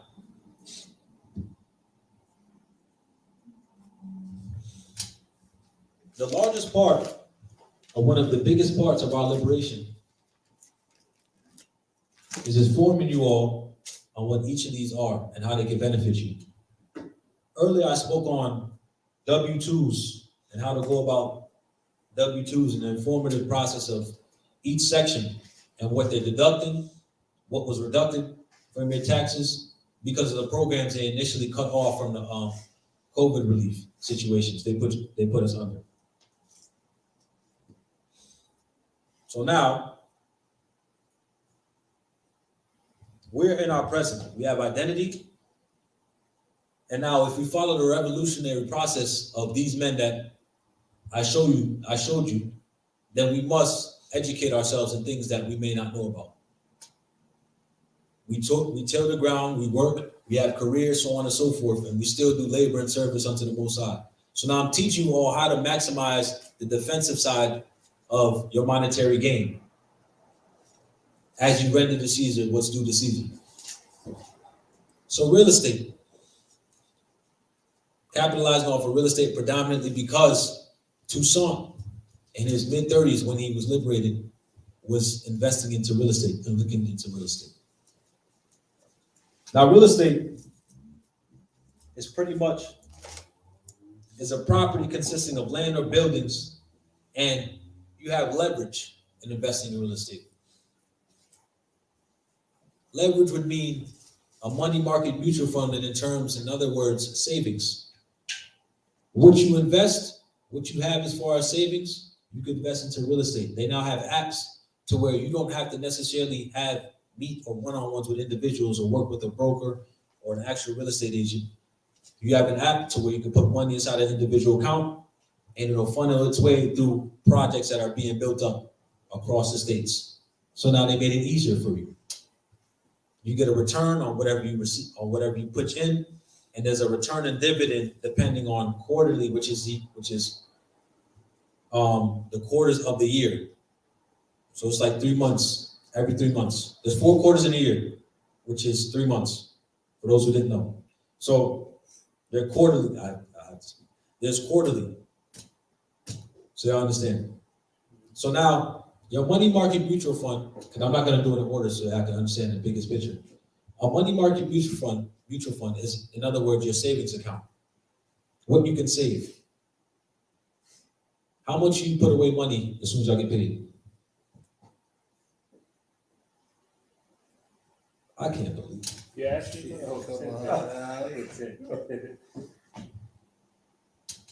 I want you all to start doing this. It's going to discipline you. Every time you get paid, divide it by 10 and put it away. Put away the equal amount. If you get paid $900, divide it by 10, put away $90. And whatever you have left, you can use and work with it. However, if you want to put more in it, that's fine in your savings. That's going to teach you discipline, not to touch that money, no matter what, in case of emergencies. And in any case, you shouldn't be using up the rest of your check unless it's to pay for utilities and bills. And I'm not taking away from anybody who's paying high bills. However, I am questioning why you put yourself in a position to pay any high bills if you're not using the utility. Many of us have subscription services, memberships that we don't properly utilize. So why are you using them? Why are they renewed? I'm holding each and every one of you accountable to the things that you use, and ask yourself if you're really utilizing them and if they're worth keeping.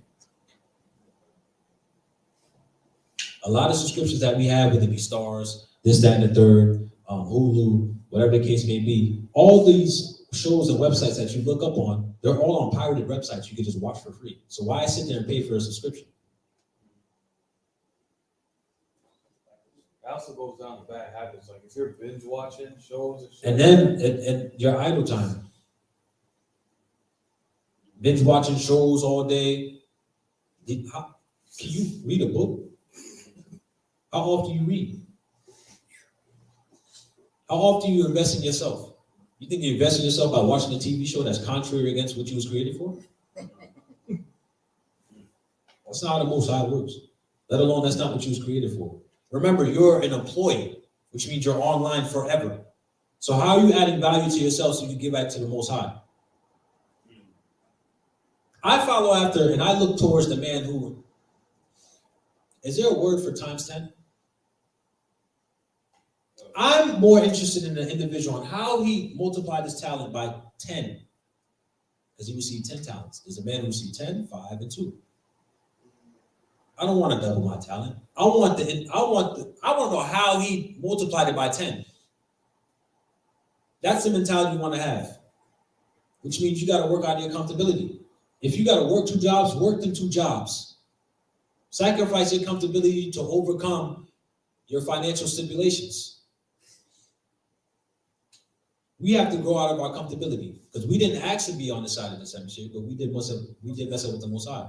So we're subject to the payments. However, a lot of situations that we put ourselves in concerning financial mishaps is because of what we value as materialism. However, we're paying for it in the end. You want this? Okay, high interest. You want that? Okay, this costs that much. Okay, let me put you on a payment plan. I told y'all last class, each time you have a pay in for, you know, the Klarna pays, the After pays, where you pay monthly, you pay this, that's on your credit report. That was something they submitted, I think, past like a couple of months ago. That's on your credit report. So when you can pay in for, pay later, you know, that counts collections. They got you in everything. And now I believe I just read they're getting rid of cashback rewards soon on credit cards. And you could have used that to fund yourself back the credit that you used. Esau getting everybody else to pay. So basically your money market mutual fund is your savings account that you could use to invest in the real estate. And also FHA loans. This is why building credit is important. Having a credit card, not using it so much, going to 10 to 30% of it, using it. Keep getting credit limit increases. Probably grab another credit card. When you have a higher credit score, you have more leverage and less payment. Not less payment, but less necessarily payment per month. Same thing as you have in investments. The more you put down on as they pay out dividends, the more you receive. Things just happen. Your credit has to be high. I value credit a lot, and I want you all to value you guys' credit as well. Some of us are working with 500 and under, 600 and under. You have to value your expenses and the things that you put your time and effort into because they always come back to bite you. You have to think objectively. Do not think in the moment and think at the latter end of every situation you put yourself into and to see if it's worth it for the greater good.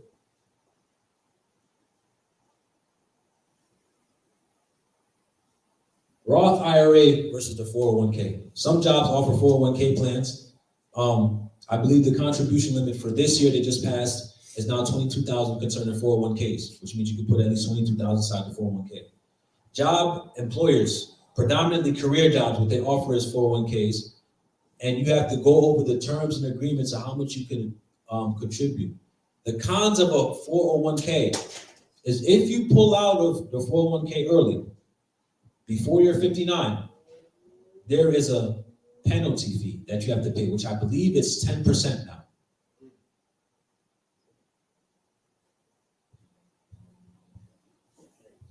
IRAs is another term of a retirement account. So you could pull out of the 401k. Another thing, you could pull out of the 401k. However, it will be taxable. You don't get taxed when you pull out of a Roth IRA, and you can fund up to $6,000 inside of your IRA account. So depending on how you live, your livestock, you can make the decision of either an IRA, a Roth IRA, or a 401k plan. Read over the paperwork and suggest your planning on how you want to fund your Roth IRA or your 401k. I'm preparing and I'm mentally teaching you how to think longer than what's physically in front of you. Lord willing. While you have breath on this earth and while you're given another day, I want you to think more so longevity-wise. We're not promised tomorrow, but if you think in efforts of working towards the kingdom, if you think about working towards the end goal, It's the effort and progression that matters the most to you in obtaining it, that you might receive it. That's why he said, occupy till I come. It's a mental thing. Granted, Lord willing, we're allowed the next day, but even when we wake up, we have the ability to make our lives right each and every day we wake up. So you think with the greater of how am I going to be better than yesterday? How am I going to situate and set myself up better than yesterday? I speak on the phone with my brother a lot, predominantly. I'm not going to say his name, but he keeps calling me a nerd, and I need to go sit down and watch TV or something. And it's not that I don't want to. It's I'm adamant in getting situated, and then I can relax. Because there's times where it can be imbalanced to where I got to teach my body how to relax. So I'm constantly, situating things.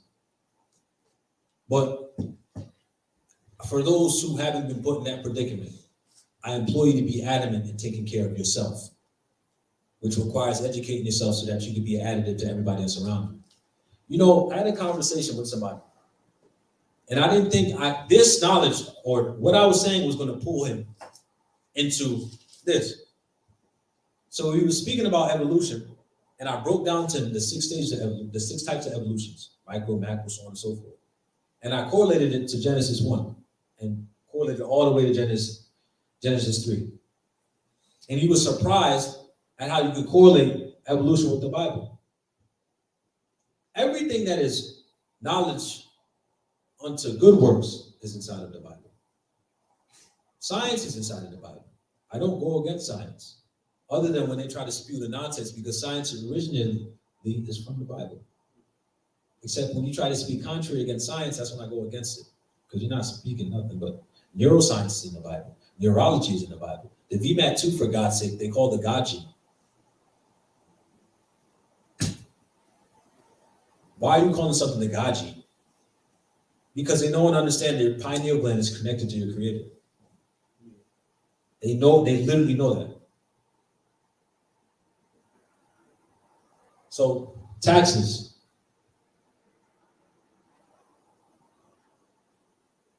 Colin, see, Aliyah knows. So Aliyah also works with taxes as well, and understand the Roths and 401ks. Colin, Aliyah. So taxes. How to avoid paying taxes? I'm going to speak for my current situation so y'all understand what I'm talking about. I don't make low income. Like, I don't fit under the bracket of low income. So I'm kind of middle class. So I have a few options. In this state, the penalty for not paying or not having health insurance, up until when I didn't have it, could be up to like $55 a month. But yearly, like $690 or $790. But health insurance, because I'm correlating them together, health insurance for me, if I was to pay health insurance, because health insurance skyrocketed, and it skyrockets depending on how much you make. You pay, from what I last checked, I would pay $288 a month, almost $388 a month for a simple plan. Now, I don't necessarily need a primary care doctor, other than rarely get my blood work done, so I'm aware of what I am, this and that, but I got it done one time just so I could see what they study and look into. Then I look into it for myself. So I know how my body is, because once you give me the blood test, I run off with the test results and study everything for myself. Okay, I can't eat this, I can't do that. That's what makes my body react. Oh, I can't eat this much chocolate because it causes this to my body. That caused my immune system to fall. Once you give me my test results, thank you. I don't need your. So I don't have a health insurance policy. So in the end, I would pay, when I filed for my taxes, I would necessarily owe what I didn't have as health insurance. Now let's talk numbers for a second. If I was to get a health insurance plan for this year, I would have to pay $300, let's say $300 for 12 months, and the deductible is $3,000. What would I need to pay $3,000 for a deductible for if I would only see the doctor at least one time?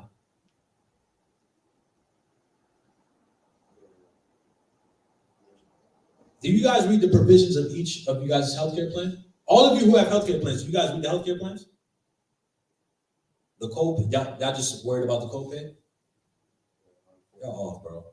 Y'all gotta read the plans and what they provide for you and utilize them so that you understand and know your body to help yourself. Remember, I'm emphasizing the importance of education on yourself so that you can pass on to others. Each body in here is different. His body's different from mine, his body's different from mine, so on and so forth. But we have to educate ourselves in what we utilize. If somebody taking money out my check, I want to know why. Health insurance, Social Security is coming out your check, and everything else. Why is all this coming? What is this contributing to? Okay, so let me utilize it while I got it. And then you have ways to go against, utilizing the tax. So there's a couple of ways of avoiding taxes. You can donate money to goods. If you're an investor, there's a few investors inside of this camp. If you have dividends or you have stocks, if they're at a loss this year and you sell them before, of course, this was before December 31st, 2022. I should have announced this. If you sold stocks before December 31st, 2022, and they were at a loss, then you could write those on your taxes, and that will count as credit against the taxes that come out of your checks. Good thing being an investor. They sent you the what is it? The 1099. So the 1099, I want to talk about that. The 1099, right? Bless you. The 1099, right? For those who don't know, there's a 1099 form that is going out. 1099K form that's going out. And if you receive $600 from a third-party service, being Venmo, Cash App, and I forgot the other one, then you will receive a form of confirmation and basically of why you're receiving that much money from a third party. Now that bill got pushed because it was originally 20,000 or 12,000. I believe it was one of the two, but it got pushed because they didn't finalize it. But they were trying to push it. So if you have a 1099K form this year, all you have to do is just show them the receipts of transaction periods of why you was receiving that money in the first place. Because Biden now is trying to tighten how people are receiving money, where the money's going, so on and so forth. Because remember, he just hired more IRS employees. You got right. That's why you got when you send it, you gotta say send as a gift, stuff like that. Or so use it against you in the long run. They'll try to tax it. So now, welcome to Yashiyah HR block. I'm gonna help y'all with y'all taxes. Y'all can claim tax deductions. Remember, y'all donate to charity, so on and so forth, right? Paying highway tolls. You claim all tax credit. You claim you pay highway tolls. You have to enlist or write health care or write your health care provider inside of your taxes. Y'all go in the HR block and all the terrible tax for things y'all could have did yourselves. And y'all paying them to do things for y'all that y'all could have did yourselves. Don't do that. So you could contribute to a retirement account. When you contribute to your retirement account, which I was speaking about, the 401k and the Roth IRA, it deducts the taxes that they would naturally take out of when you file for taxes. Health savings account for those who have health conditions and health problems and need insurance, low income preferably. I know you guys get cheaper rates, or individuals get cheaper rates. If you are having health problems, I would implore you to seek a physician as far as what your condition is and everything else that goes along the lines with seeking aid and having aid. And we could assist you as a unit and as a body. Things you could take naturally, things you have to start implementing, whether it be walking, supplementing right, eating right, all the things that we're naturally used to as far as eating the foods, not take care of our bodies when we're young. As we get older, man, they start deteriorating because of foods that we eat. You know what I'm saying? So you got to take care of yourself, bro. We have to. We all have to. That's why we prioritize diet and exercise and using a physician when it's valuable to knowing our bodies. After you get that blood work done and everything else that you need, study that sheet like it's like your life depends on it, and look for ways to go about the things that you constantly fall susceptible to. I keep having this problem. Why I keep breaking out in this? What am I eating? What's inside this that causes this? I got bad eczema. What am I eating that causes that? What am I eating that is making my eczema aggravated?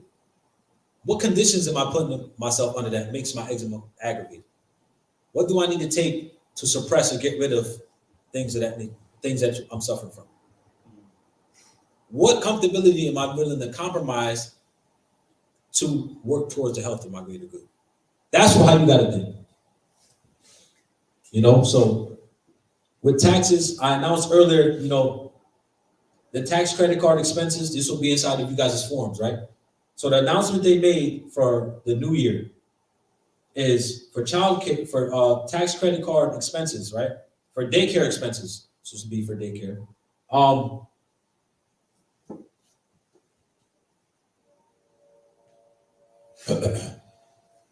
For 2021, for children, I'm gonna repeat this again. For children, it was from 6 to 17, you would receive about $3,000, right? And it would be $3,600 for children up to 6. For 2022, it has fallen to $2,000. So when you go, please, if you guys decide not to listen to me, you go to HR Block, you go to TurboTax, all that other stuff. If your numbers look significantly lower, it's because I'm already warning you for those in the chat. So now for earned income tax credit, people without children. Damn, man. Low income and adults without qualifying children were eligible to receive a tax credit up to $1,500. That was in 2021. In 2022, it has been reduced to $560. So for the people with earned income with qualifying children, it would be originally from $67.28, but now it's been up like 7 points. Not 7 points, excuse me. $69.35 from October 21. I mean, not from October 21, from 2021 to 2022. So you're all set. And this is in a section of earned income tax credit. So remember, there's brackets and specific pages for each W-2 form. Don't blindly give it off to HR and they make a profit off you not filling out your thing correctly. Please, and everybody, double check your tax forms. Each and every one of you. So basically, the earned income tax credit, what they did was they rated it to combat it against inflation. That's why they increased it, for those who know and understand. But, in my closing statements, I just want to emphasize the importance of self-accountability. Kind of was it a weird spin I took on Caribbean slavery? I ain't expecting to take that spin on Caribbean slavery, huh? I just emphasized, after they physically had us in bondage, they got us by corporational holdings and paper. So after they did that, we had our forefathers, being of Northern and Southern Kingdom, educate themselves and liberate their people around them when they put them on game, and had multifaceted, talented individuals amongst them while they were multifaceted and talented themselves. Albizu was a goddamn second lieutenant, a Harvard grad, and an engineer in Vermont. Vermont is over here. Harvard is all the way over there. And then you went back to Ponce to be stationed over there while being a second lieutenant. Toussaint, his accolades speak for himself. Pedro's accolades speak for himself. Simón, his accolades speak for himself.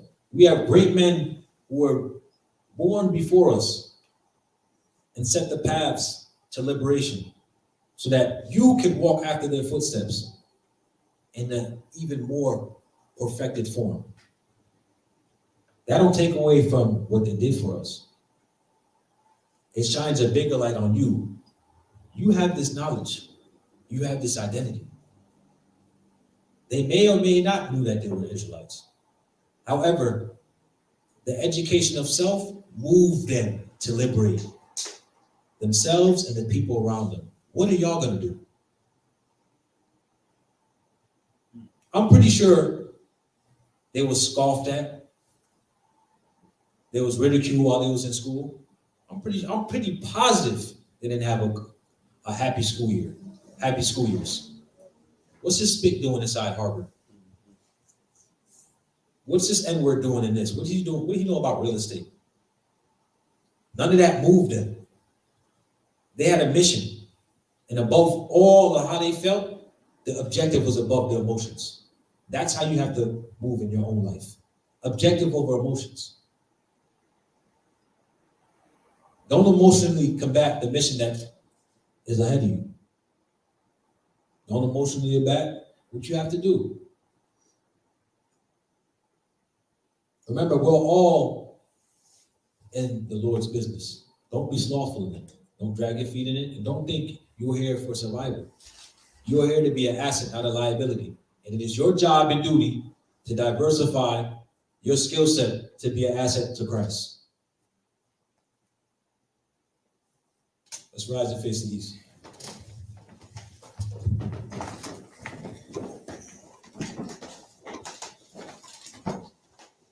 This is Book of Psalms, chapter 35. Plead my cause, O Lord, with them that strive with me. Fight against them that fight against me. Take hold of shield and buckler, and stand up for mine help. Draw also the spear, and stop the way against them that persecute me. Say unto my soul, I am thy salvation. Let them be confounded and put to shame that seek after my soul. Let them be turned back and brought to confusion that devise my hurt. Let them be as a chaff before the wind, and let the angel of the Lord chase them. Let their way be dark and slippery, and let the angel of the Lord persecute them.